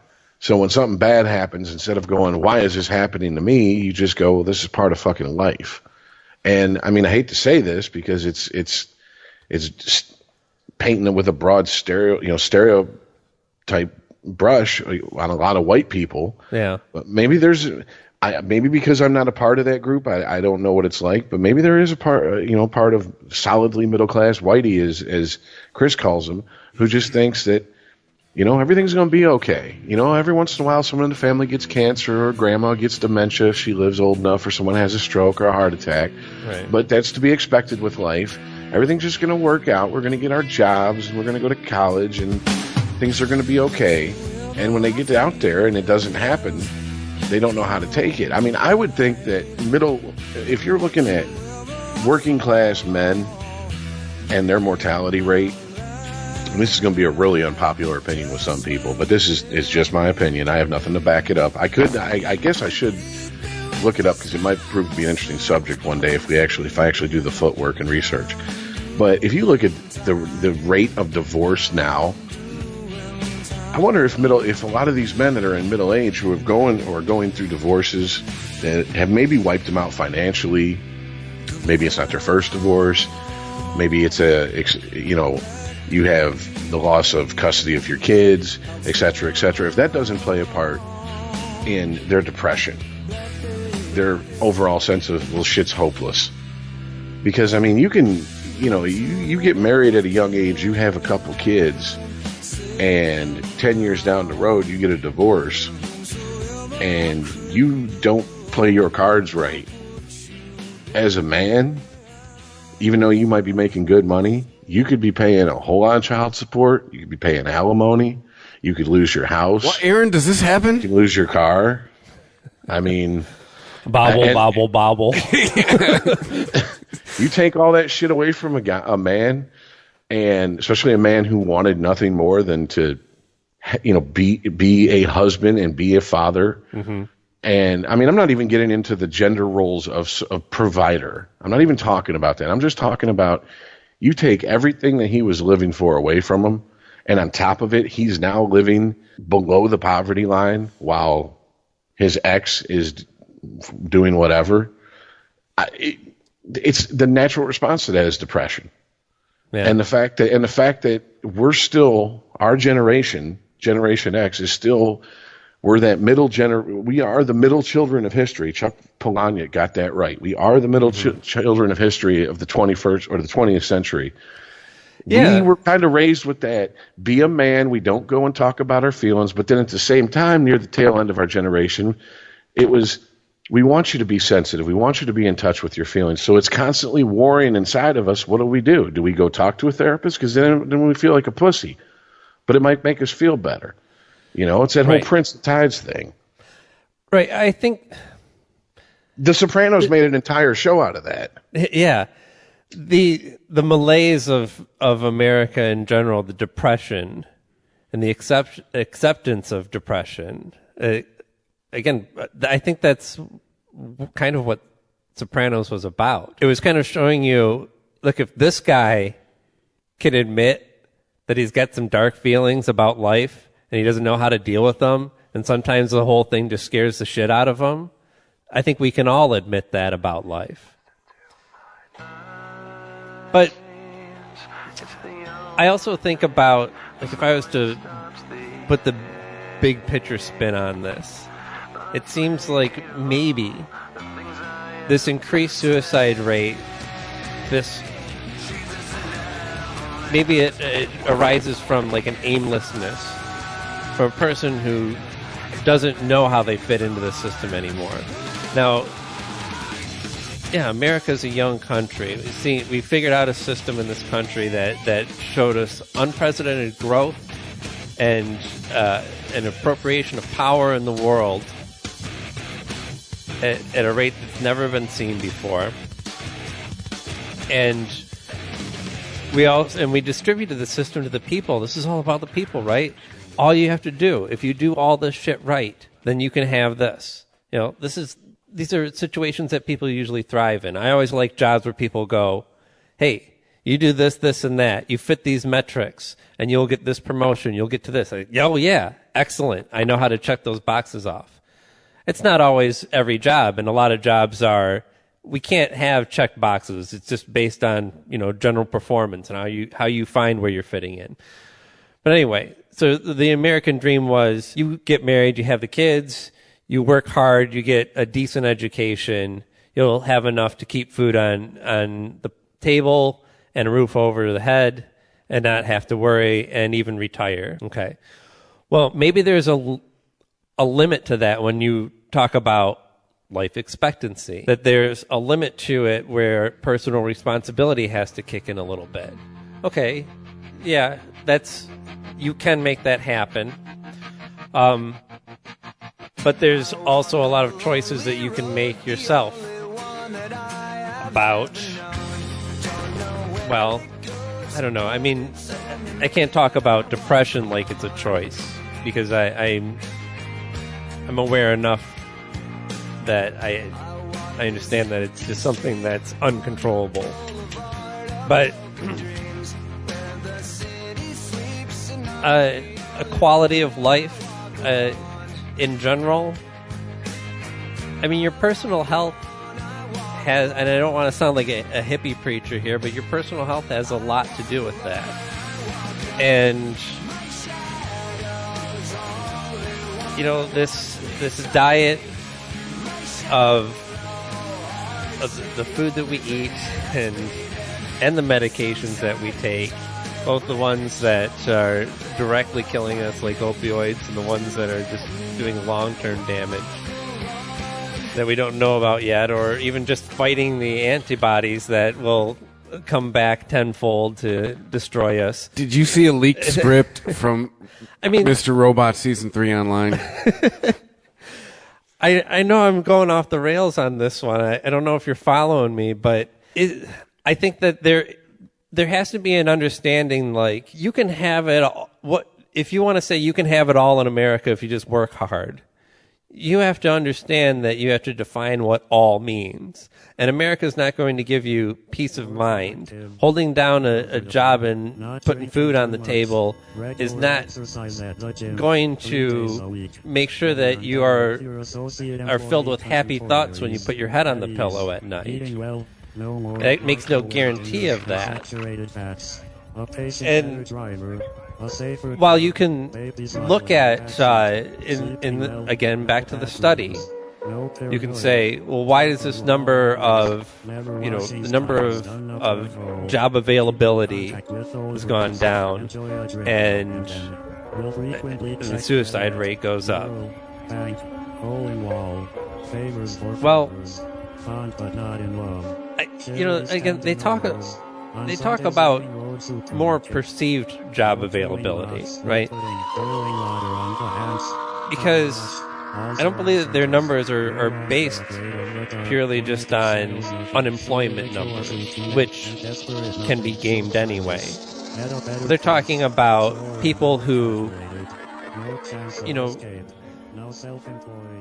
maybe worked a job and got fired from it after a long term and just didn't know where to go from there and felt like there were no opportunities for what they were trained to do. And if you're already depressed and you're already popping pills, you can just say, fuck it, glide on in unemployment for a while, get some welfare after that, cheat the system, keep doing drugs, and now the perceived job availability is negligible. You've moved on. You found other ways to put food on the table. You're out of the system.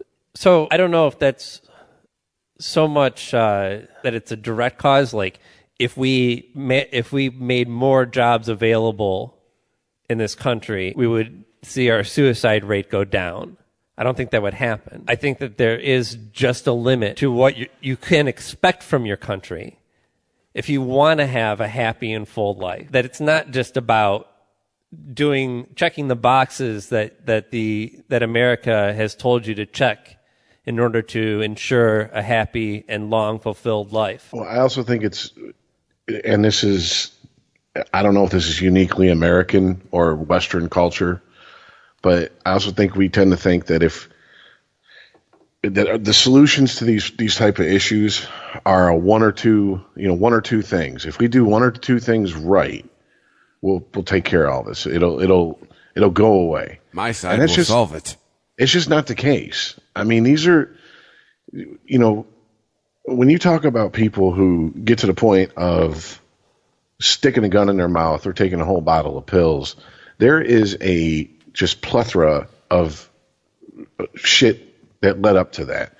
There is just, a ton of reasons. And, good job, stable family life, people still put the gun in their fucking mouth, and right. It's look.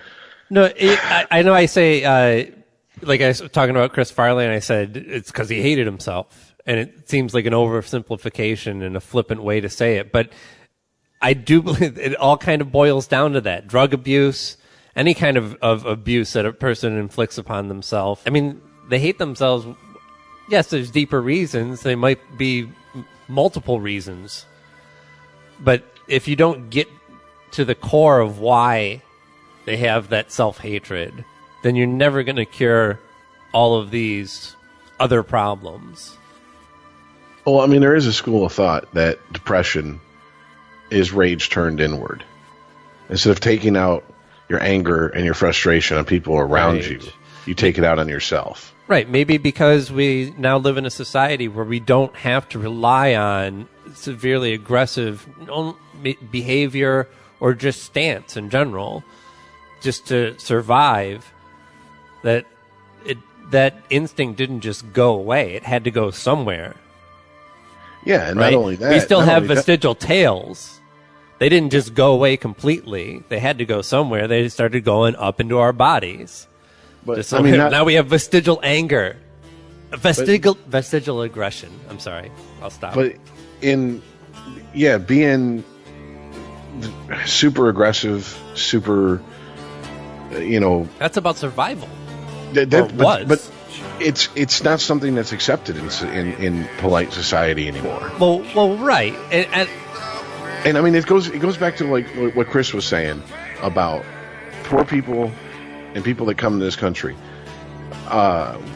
There's a discussion that's been happening in the world of boxing for decades now. Why don't you see the Great White Hope? That's the white champions. And basically the consensus is amongst a lot of people is that we didn't enslave white people and breed them. Why they got to fight? It's pretty much that the more desperate of a situation you're born into and you come from, the tougher it tempers you. Yeah. All right, and that's how come you might see nothing to lose, back against the wall. In the UFC, you might see, like Conor McGregor. He's from Ireland. Apparently, he had a a fucking shitty childhood. And stuff like that. But you really don't see the born with the silver spoon in their mouth boxers, MMA fighters. You see them in other sports now, especially sports that cost a lot of money to play. You see kids coming from upper middle class and wealthy families playing these sports, and they succeed. But I mean, it's just when you get in that ring, you don't have to be in that ring, first of all. And then once you're in there, the pure will to keep fighting. I mean, I don't know if either of you have ever been in a fight where you've been hit so hard you're out on your feet. No. And you're still fighting, and you come out of it, and you're still in the middle of a fight, and you don't know what happened. But that happens all the time in boxing matches. There will be guys that are out on their feet that are just running on pure instinct at that point. Sure. It is just muscle memory at that point. Right. No. And what I'm saying, long story short, what I'm getting at is that the will it takes to fight through that, to keep going, to win a boxing match or win something like that. I hate to say it, but a lot of people that come from affluent backgrounds, they just don't have it in them to do it. They're like, I don't have to fucking do this. I don't have to put myself through this. No, I mean, there's always going to be an exception, I mean, that's just all there is to it. But if you don't have to put yourself through hell, if you don't have to put yourself through the physical abuse to be a success, then you're not going to. And when someone comes here from another country and they say, I've talked to people who've come here from Cuba when I lived in Florida, and all the time they'd say there's just so much available here. Like the world, it's almost too much to choose from. Mm-hmm. And I'm sitting there at 17 going, I feel like I'm fucking stuck in one rut, and how do I get out of it? And they're talking about there's too much to choose from. What is it about their life that gives them that perspective, and how do I get that perspective? Because if I had that perspective, I feel like I would definitely view the world maybe not in a more positive light, but in a more optimistic light. I don't know, man. Maybe it's I always get chided for having that shiny tenement on the hill attitude when I come from this. Maybe it's because I was brought up religious. I don't know, but I always just look at it as like, there's motherfuckers sleeping on dirt floors or outside that didn't eat today. Like, I don't know. Like, I just always, I kind of look at it from that perspective. Like, as far as too, just from opportunities as well. Like it just things, just simple. I guess we need to look at it from here. Like if you got a car, you could drive for Uber and Lyft 12 hours a day and make fucking $1,000 a week. Well, if you have a car. Well, but just it's like around just and there's can afford insurance. But there's I guess getting back to what Rich's Cuban friend is saying, like around in America, if you look for it, there's money laying around. You just got to find out where it is. I guess that's kind of where they're coming from. But I had a buddy. They might not be talking about all legitimate options. Just putting that out there. I had a buddy whose family literally came from Cuba. He was the first person in his entire family born in the United States. And when I go to his house, they were all speaking Spanish, so he would kind of fill me in on what was being said and all this and that. And one of the things that I got into a conversation with him about is his family. I guess a recurring theme in his family is Americans don't, and of course they're generalizing, but whatever. They would say Americans don't chase that dollar. Americans chase, like, in their minds. We wait for the dollar to come to us. In their minds, Americans chase their dreams. And they're like, if you got the money, then everything else will start to fall into line and become easier for you to fulfill your dreams instead of chasing them. We wait for somebody to give us our dollar. Yeah. Yeah, it's like the old Robin Harris skit where he's like, I got friends that talk about, they haven't worked in 5 years, and they're like, smoking a joint about job situation's hard. And they're like, well, have you been out looking for one? Because it's not going to come up, knock on your door, and be like, knock, knock, knock. Who is it? Job. You know what I'm saying? It don't work that way. Oh, no, Rich, it's similar. It kind of a similar allegory. I got a friend who always bitches about he's being single, and he's always over here in the bong. And telling him, like, dude, like, girls aren't going to come knock on the door and, like, hey, we're going around, like, looking for dicks to suck. Like, wait, you watch, Rich, do you watch Shameless? No. Ever watched it? Well, Kevin. I've seen it, but I've never watched it to where I can, like, follow. I know the storylines or plot lines. Kevin's got to be my favorite character in it, and he's so lovable. But there was, I think in, season 6 or something, he has some trouble with the bar, basically has to go find a job, needs money. He walks into a factory, applies for a job. And they're asking him, well, okay, so do you know what we do here? Do you know these systems? And he's like just trying to bullshit his way through it. And as much as I love Kevin, I was like, come on, man. Like he goes home and bitches about how there's no good jobs out there anymore. You can't just be a guy who can lift shit and take instructions and get a decent wage in this country. And meanwhile, I'm thinking, dude, just like, first of all, start reading about this shit online. Second of all, if you're really that interested in it, then figure out a way to actually get some education on it if those are the jobs that are available, and that's what the fuck it's going to take. Or another way of looking at it, he didn't go to the lifting shit to make money place. He should have went to a construction site. He could have probably, it didn't move the story along in the. Well, no, I think even in the construction site now, unless they're, they would have handed him a shovel. At best. It's great. It would have been. And he probably would have said, that's bullshit. Something an hour to move something. Wow. He made a lot of money dancing at a gay bar while serving, but that's where the storyline ended up. While wiggling his ass in a G-string, so. And his wife said no to jerking dudes off. He was like, hey, what if I jerk people off and made $500 a pop? His wife was like, no. He's like, I'm not doing anything. Yeah. He's like, my hand's just doing it. I guess he's our perfect case study, though. And while I wouldn't necessarily refer to his character as criminal, there's a lot of things that everybody in that series does episode after episode that is completely illegal. Oh, many of it which people could go to jail for. And so what did Kevin do, right? He looked for an opportunity, found out that the road was too tough, and it was certainly a lot easier to do something else like have an unlicensed cleaning business with topless women, to dance naked at a gay bar for tips under the table, and a lot of other stuff under the table too, probably. And there's some other scheme. Maybe it's because I come from, never met him, but I come from a grandfather who came here and opened a bodega. I just always come from, if my limbs work, I'm good. I'll make money somehow. Like, yeah. No, and I look at it as you have to figure out by the time your limbs won't work reliably to make money without using your limbs. I don't white privilege, good parenting.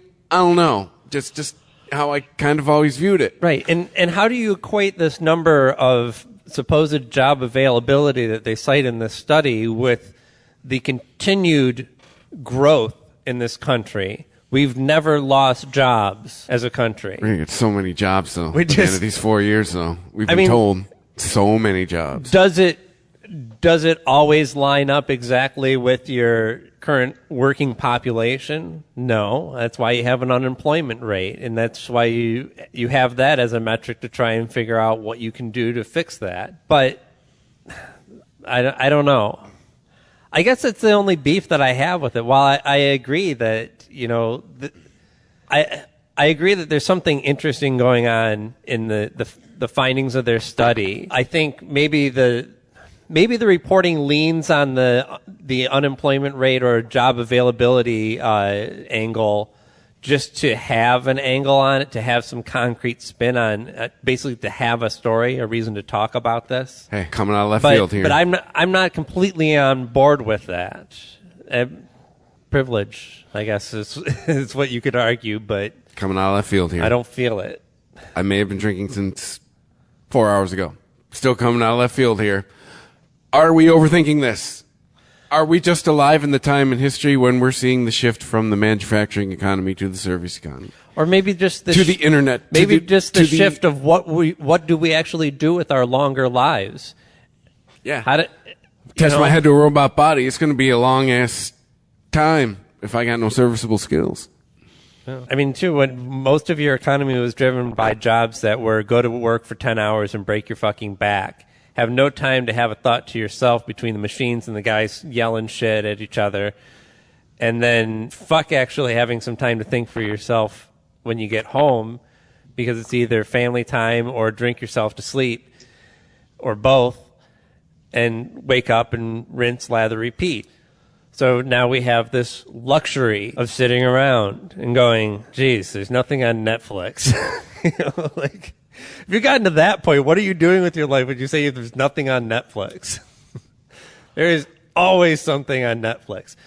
It's impossible to watch all the shit actually worth watching, in my opinion. But, yeah, I mean... Yeah, but you know what? Then you have the opposite of that. What's the opposite? You have, okay, Chris, you were talking about, you said you have a buddy who, he comes over and he's like, man, I'm always single. He bitches about being single, right? Don't go out ever. Don't try to meet nobody. All right. And, you're saying, Aaron, you've got, people that are like, oh, there's nothing on Netflix, blah, blah, blah, blah, blah. Then you have people like me who just have voluntarily withdrawn their fucking, taken their ball and went home on shit like relationships. Yes, that's I'm me just too. I don't care about relationships. I hate to say this because I come off, people are like, you're bitter, you're angry. I swear on my daughter's life, I'm not. You are who Tinder is for. This is the deal. I am happy by myself. I can do what I want and go where I want. I have no desire to spend the energy chasing relationships. Not necessarily. I mean, yes, it would be with a woman for me, but I mean, I have friends who chase relationships. They don't chase a woman. They chase relationships. Yeah. And it's constantly looking for one, and they have to be in one. It's almost a pathological need to be in one. And that is all their free time. That is their hobby. That is what they do when they're not working or sleeping. And Well, sure. I think we can all identify with that in some respect, because we've all been, post-breakup. I'm sure each one of us has done some stuff that we probably wouldn't normally. Fool around with some people that, wouldn't normally have fooled around with. Let's just say, I'll never run for office. Just putting that out there. Right, and you're just looking for something to plug the hole real quick, so to speak. The metaphorical hole I'm talking about. That somebody is left in your life. Put my plug in. Right, but some people operate in that zone all the time. Like anyone, I've fallen into that mode, and I think we all do when recovering from a breakup, especially a bad one. But I don't see that as like the driving factor for my relationships. It's anyone that I've pursued while I'm not post-breakup has definitely been somebody that I personally thought was special. There was something about them that I went after. I'm sure everybody tells themselves that, though. And who knows? Am I so self-aware that I could even identify if there were just certain things about this person that I needed, that deep down inside I was trying to fill this hole of like, hey, you know, they reminded me of my mother. My mother didn't love me enough. Damn it. But I don't know. I can't stop getting existential in this one. I don't. I'm sorry. The existential cast. I can't relate to, and I don't understand people who cannot be alone. I don't. And I've judged them in the past, real harsh. And now that I'm older, I'm like, you know, I really shouldn't have judged them. It's just I don't. It's what I should have said instead of, a 14-year-old girl? You have to constantly be in a relationship and be overlapping relationships. I should have just said, I don't understand it, dude. I'm not built that way. I mean, for whatever reason, I understand I'm not that good of a person in a relationship because I'm not that easy to get along with, and I don't compromise a whole lot. And that's not a recipe for a good relationship. Right, but compromising for the rest of your life is not really healthy for a person either. I mean, ultimately, we're transitioning. This is part of a transition that we're having in America. And maybe this is tied to the bigger picture that we're talking about. It all comes back to the statistics in this article. But we are transitioning to a period where, well, first of all, we've blown apart the traditional family structure. And we're only now starting to accept that there are just people who prefer to live alone. Doesn't mean that they're chaste. Doesn't mean that they never have sex, that they don't have relationships either. They're just not interested in moving in with each other, making that next step. They're fine where they're at. And, you know, maybe they have a couple relationships. Maybe they have one really long-term relationship that is just people living the rest of their lives in separate houses and having their own space because that's how they want to live. And it's not a right or wrong thing. That's okay. Now we're starting to overcome that we're not so much judging those people as outsiders. That if you don't have a family and you're a together family, a married mother and father with a couple of kids, then you are not in the system. You're not doing what the norm is in this country, so to speak. If you got an internet connection, you ain't fucking. That is a choice. Yeah. At this point. Yeah. In our existence. Well, whether you know it or not, I tell myself story. It's a choice. Well, I mean, I'll put it this way. I have a friend who, when he died, he was roughly about 700 pounds. This was a big boy. And through the internet, and he was big all his life. I mean, even in high school, he was like, 6'4", and he was like 280, but he wore it well. And as he got older, his weight got out of control. But I mean, so you'd think that a guy like that would never be able to find a relationship. This guy was constantly in relationships, and it was constantly through the internet he found people. And I mean, it started off, his first one was a chick that lived across town, and it was a chick who lived a couple states away. Then it was a chick who lived in Texas, and then the last one was a chick that lived in fucking New Zealand. Oh, I was waiting for Canada to come into play. No, it's not a John Hughes movie. But and I'm like, dude, I'm like, Ray, no offense, man, but dude, have you looked in a mirror lately? I mean, you're not exactly society's idea of, body beautiful, GQ model, whatever. And he's like, well, I don't feel right unless I'm in a relationship and blah, blah, blah. And so any woman that would have him, he'd meet him on the internet, he'd either move where they were or they'd move where he was, and they'd be together. And I was like, that motherfucker moved to New Zealand? No, but aren't you also a little jealous? Aren't you just like that he could be happy just doing that? I don't know. Maybe not. Sometimes ignorance is bliss. How do I put this? Look, he was my oldest friend. He was the one friend I had talked to the longest up until the point he died. Uh-huh.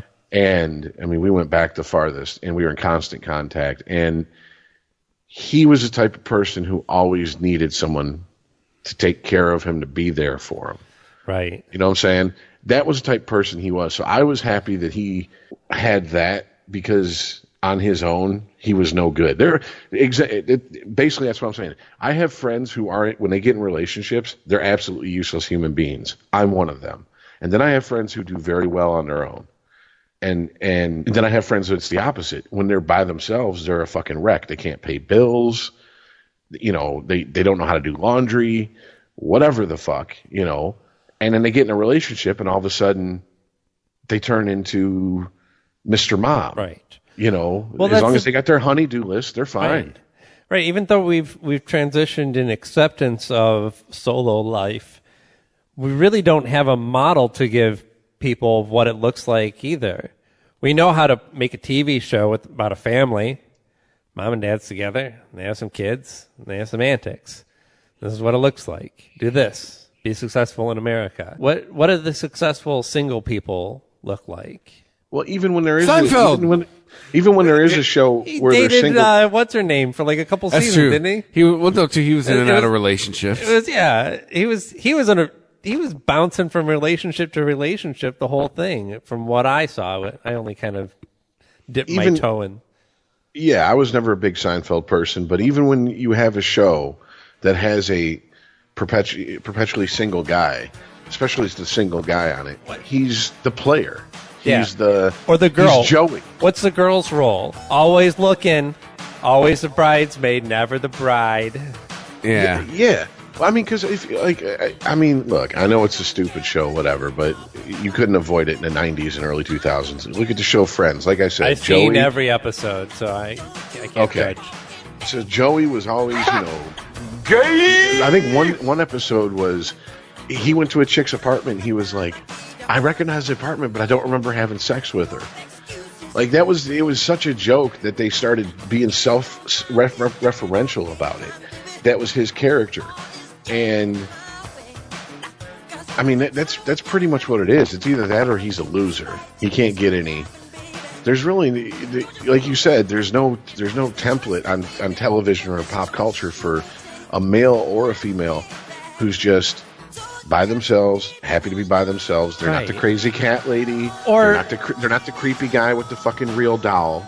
You know, it's just they're just happy to be by themselves. Right, or like Monk. There's somebody who lives by himself. It's because he's got some kind of freaky mental problem.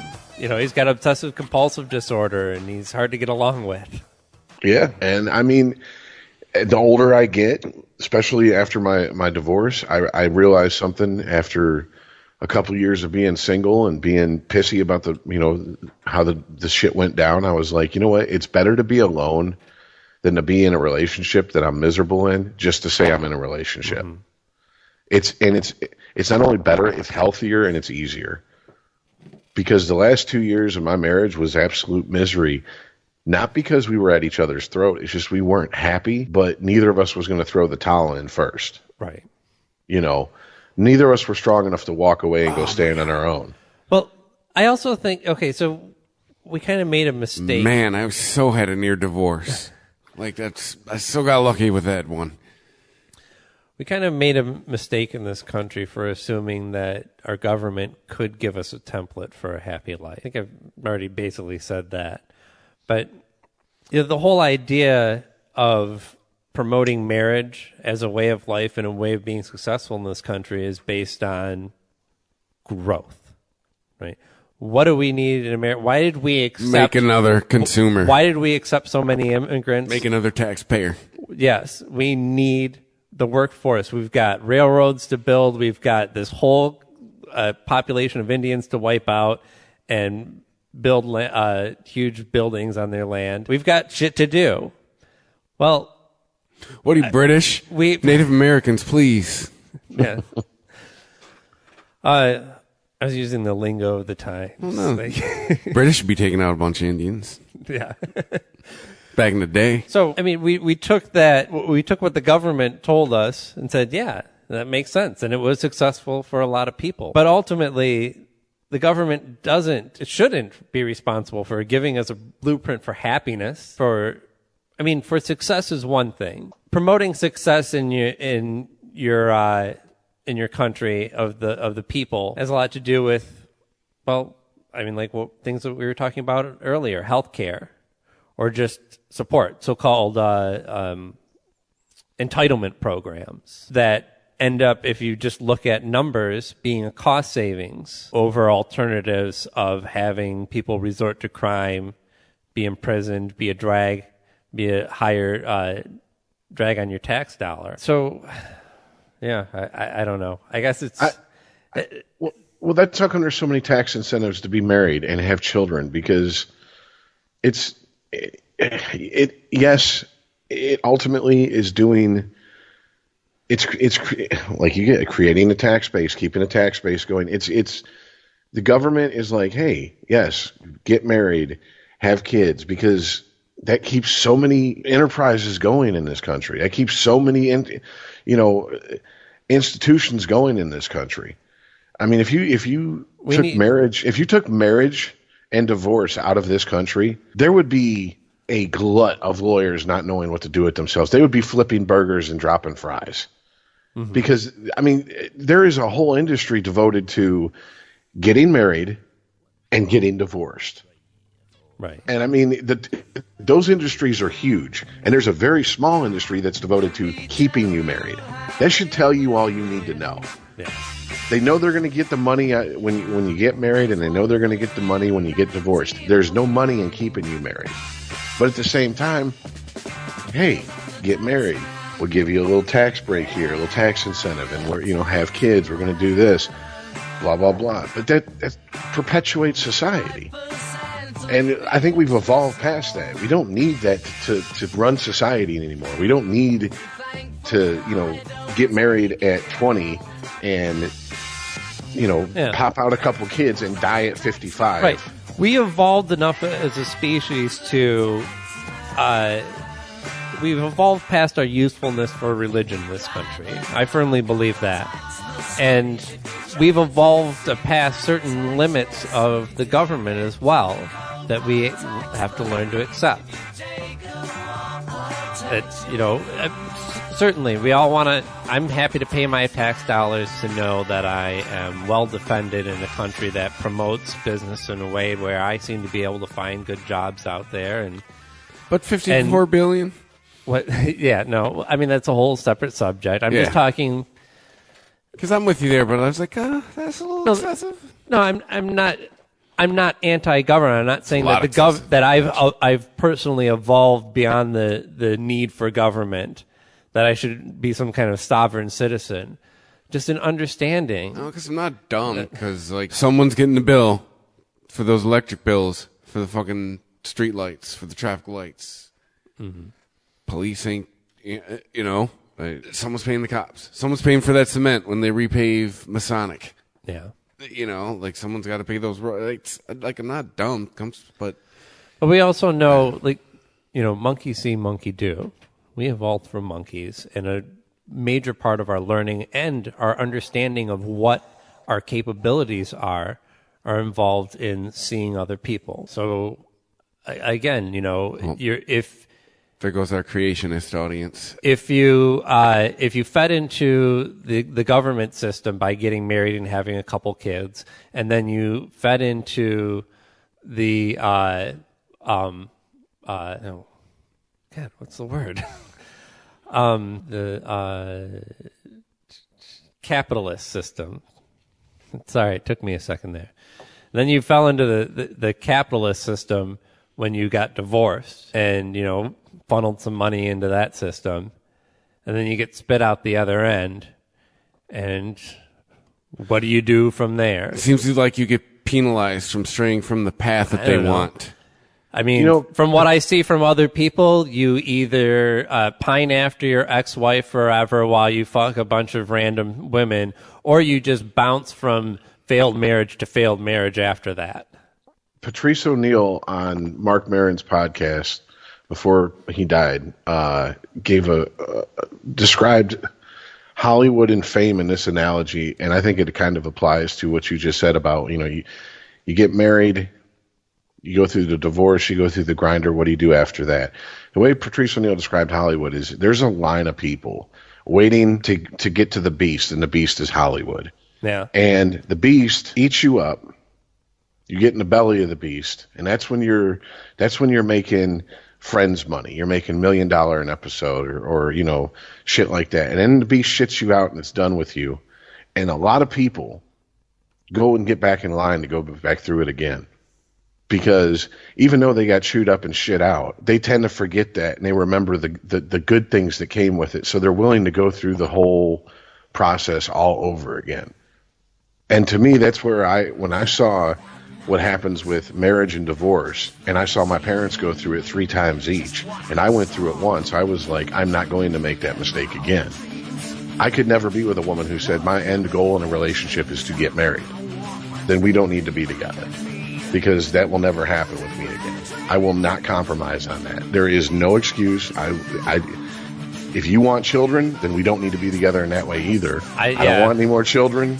I have all the kids I need. That I can say never to. Yeah, I would never have more children. I can't see myself in a situation where I would get married again, but I would never say never. I mean, people never stop changing. No, I'll take that back. No, when I say married, I mean married in the sense of we go down to the courthouse, we make it legal. If you want to have some sort of commitment ceremony and invite the family and have your little wedding day, I have no problem with that. Okay, but I am not involving the government in my love life ever again. Damn. It's not happening. Yeah. Okay, they can fuck off. That is none of their business what the fuck happens in my relationship. And that's just how I feel about it. Right there, I'm a hardcore libertarian. You want tax breaks? Incorporate. Fuck this marriage shit and the government fucking encouraging you to get married. It's horse shit. Because in the end, they know they're going to make their money when you get divorced. That's the only reason they do it these days. And that's cynical, but that's just how it's. I think if you look at the facts and you look at the numbers and you take emotion out of it, you will see that I am right on this. I'm just emotional about this issue. So, I mean, that's a no-go. But I mean, I do see it. I see it. I see my friends go through divorces, lose everything, and then go into like a manic dating episode, like someone who's like bipolar would, and like quickly get engaged, quickly get married, and then boom, they're right back into the rut of the lifestyle they were in with their first marriage, with their second marriage. Right, because not being part of the system also.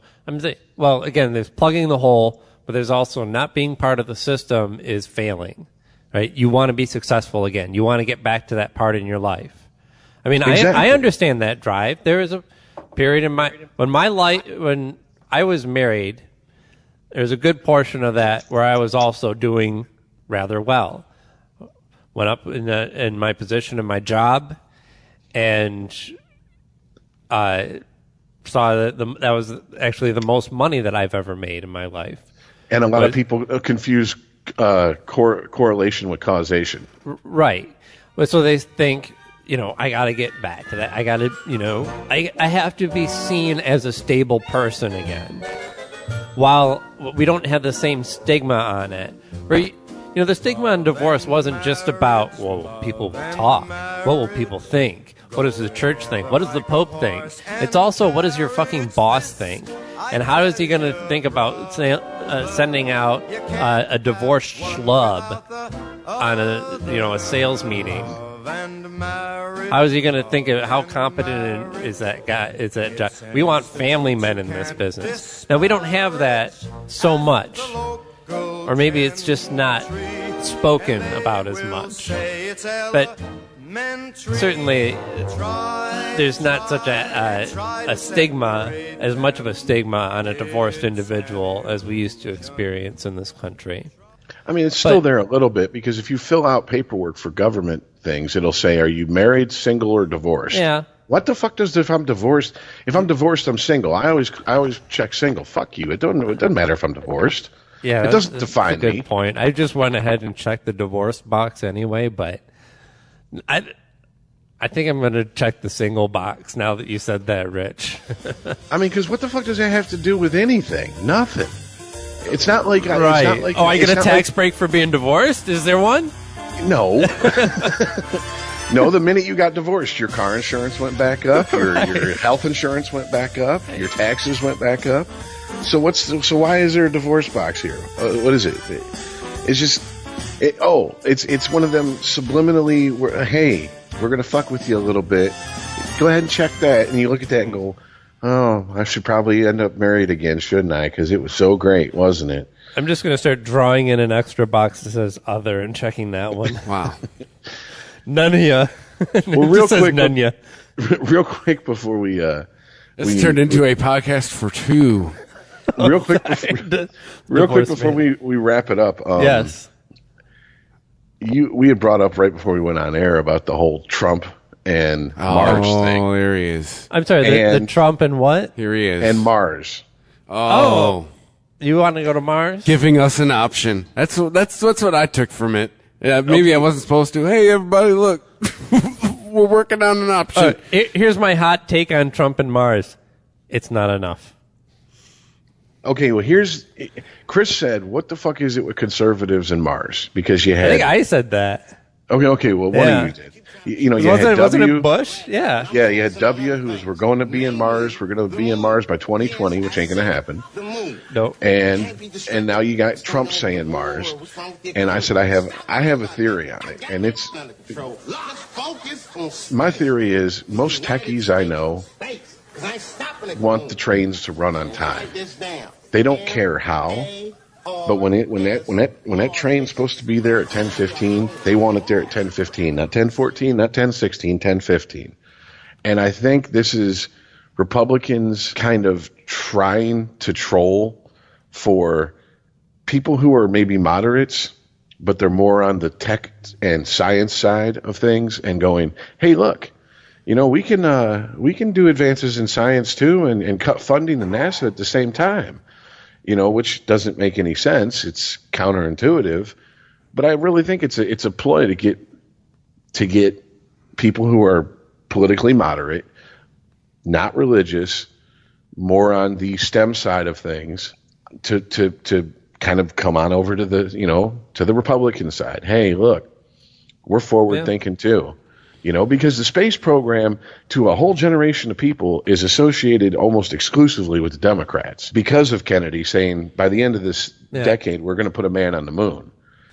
Not necessarily us. That is interesting. I wonder how many people that are involved in this, in the STEM industry, as you say, how many of those people are politically active or even just all that politically aware?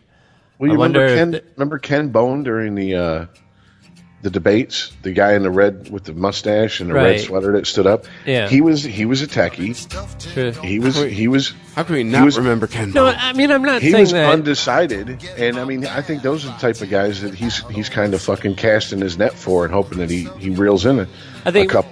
Yeah, you're more logically minded people who aren't automatically going to just necessarily believe anything somebody says just because they're a Democrat or a Republican. Yeah, I don't know. That's my take on it. And I mean, I would imagine that just like when I heard interviews with that Ken Bone, they were like, well, what is your issue that you're going to decide on is who you're going to vote for? And he said there is no one issue. I think that is also one of the things that politicians are starting to realize is that yes, you have people who are one issue voters. It's just they are so passionate about that issue. That's how they're going to vote, whatever side agrees or disagrees with that issue. But then there's a lot of us who are like, no, it's a spectrum of things. It's no one thing's going to get me on your side. And even if I do vote for you, it doesn't necessarily mean I'm on your side. It just means I agree with you more than I agree with the other person. Right. I mean, isn't this really just about... everything kind of comes down to how are we going to spend our money, right? We've got all this money that we've taken from everyone. How are we going to spend it? Let's all decide.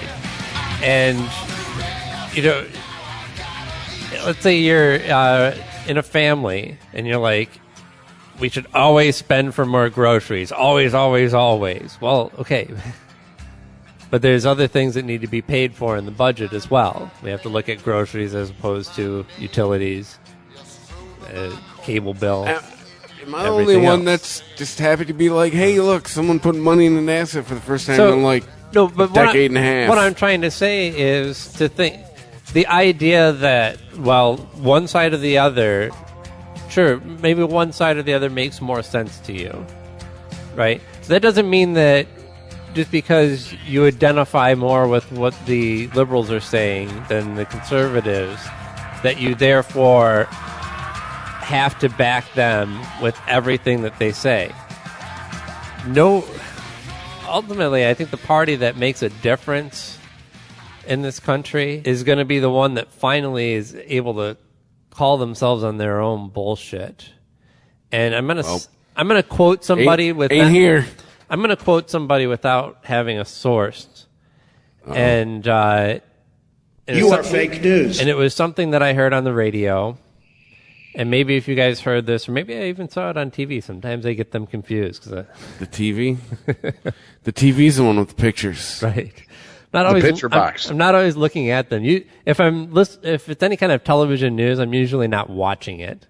Even Bill Maher, sometimes I don't watch large portions of it. I play a game and listen. But anyway, what was my point?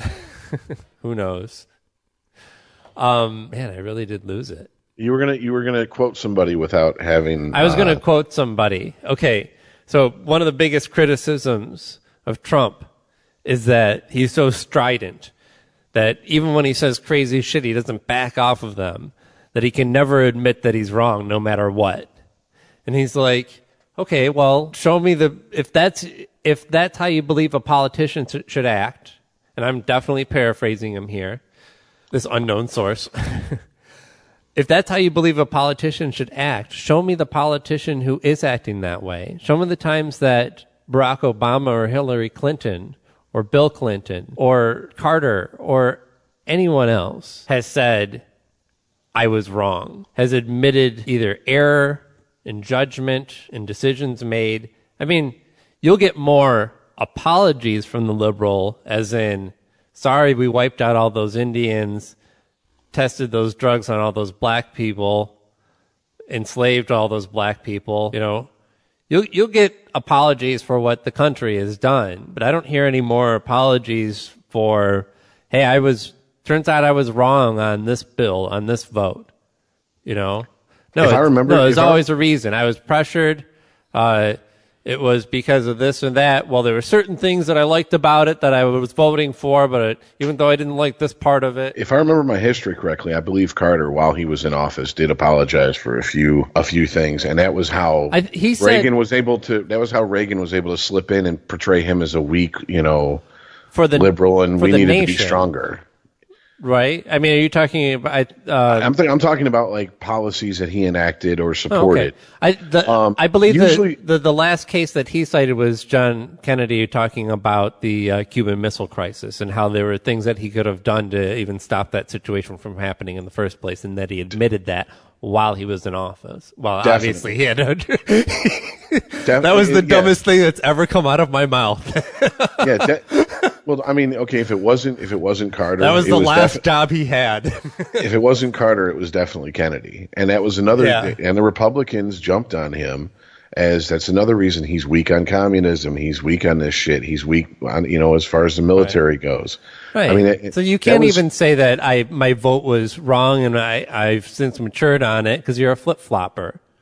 Well, what they say instead of I'm wrong is mistakes were made. I was given, like you said, they have all these. I was given misinformation, or I was voting. I made this compromise because if I compromised with this, I could get this passed, which we're hearing less and less of, by the way, and out these days. But yeah, and I agree with you that.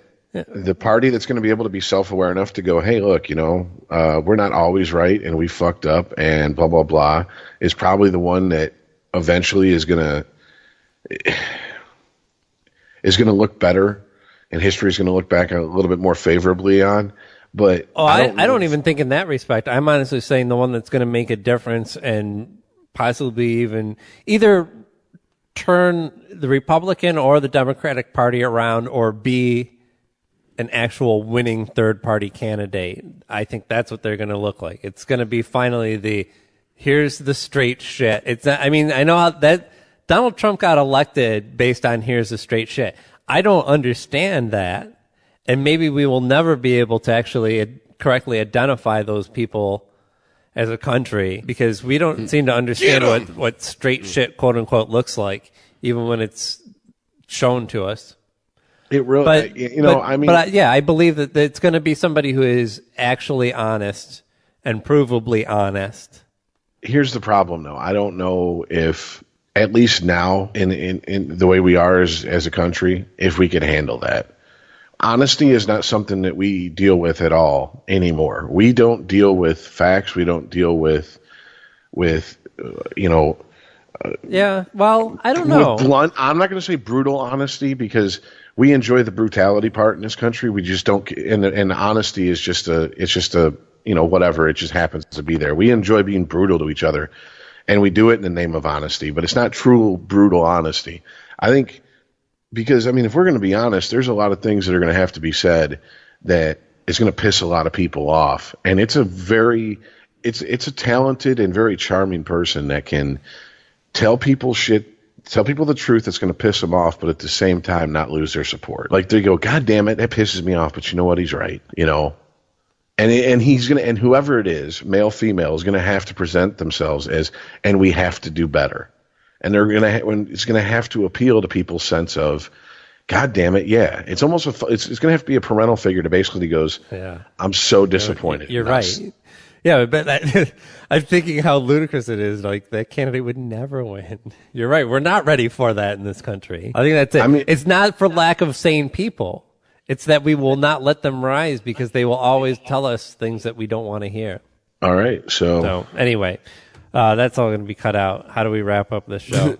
We say thank you to everybody who has been following us on Twitter at UnregimentedPod, on Instagram at I believe it's just at Unregimented on Instagram. Maybe it's also UnregimentedPod. No, I think it's just Unregimented. I'll have to look into that.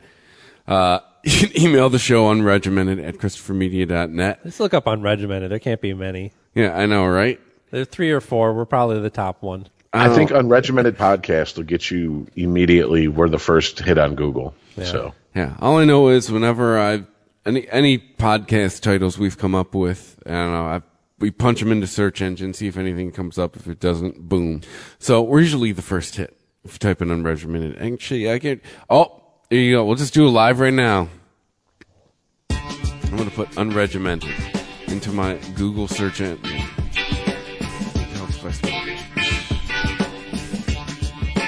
Oh, well, the first thing that comes up is the definitions in the dictionary. Yeah, I think that's the whole first page, is definitions. All right. So, try a podcast. I'm pretty sure it's the first. Oh, there you go. We're second page Google. Damn it. Damn you, Webster. We'll be as big as you someday. One day we're going to beat the dictionary. But we're second page. It's our Twitter. Wow. Hey, I guess I got to get to work on the SEO here. But I do want to thank everybody because we are currently in the middle of our best month ever for Unregimented. So we have to thank first of all the people who have stuck with us even through our hiatus, people who have been loyal fans, and some I imagine have even been listening since day one, or have even maybe caught up. Maybe they went back and listened to because they're all out there. But also, just as much, we have to thank the people who are just finding out about us. And we ask everyone to continue to share. It's one of the best ways to support us. See, like right here, we stopped it initially. Retweet. Kept going right here. Sorry, I'm showing Aaron something visually. I'm showing him statistics. Bar graphs. There's where we came back, and there's this month. So shit's going down. People are finding out about us. This month's not even over yet. I know. Dawn, thank you. Thank you very much. Our super fan. Yes, she shared one of our shows, and a bunch of people liked it. And I'm like, I don't even know who these people are. So that must mean that she's getting the word out. Hey, we appreciate it very much. We don't know who you are, but, hey, if you follow us on Twitter, share some stuff, hit us up, send us a message. We'd like to get to know you. And we're on iTunes, we're on Google Play, we're on Stitcher, we're anywhere you can find your favorite podcasts, mostly. ChristopherMedia.net, that's all you gotta do. Even if all you can manage is to just type in ChristopherMedia.net. The most current show will be on the homepage. You just hit the play button there, and there you go. You download, you don't do nothing. Listen to it. And our website is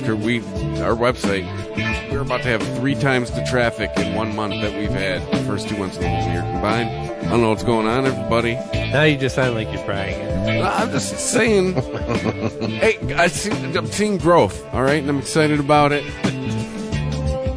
These people are listening. And I'm pulling that for a drop. Oh, damn it. Hey, to be fair, I'll use it. It's a good quote. It's a good pull. But thanks, everybody, for listening, and we will see you next week. See ya. All right, later.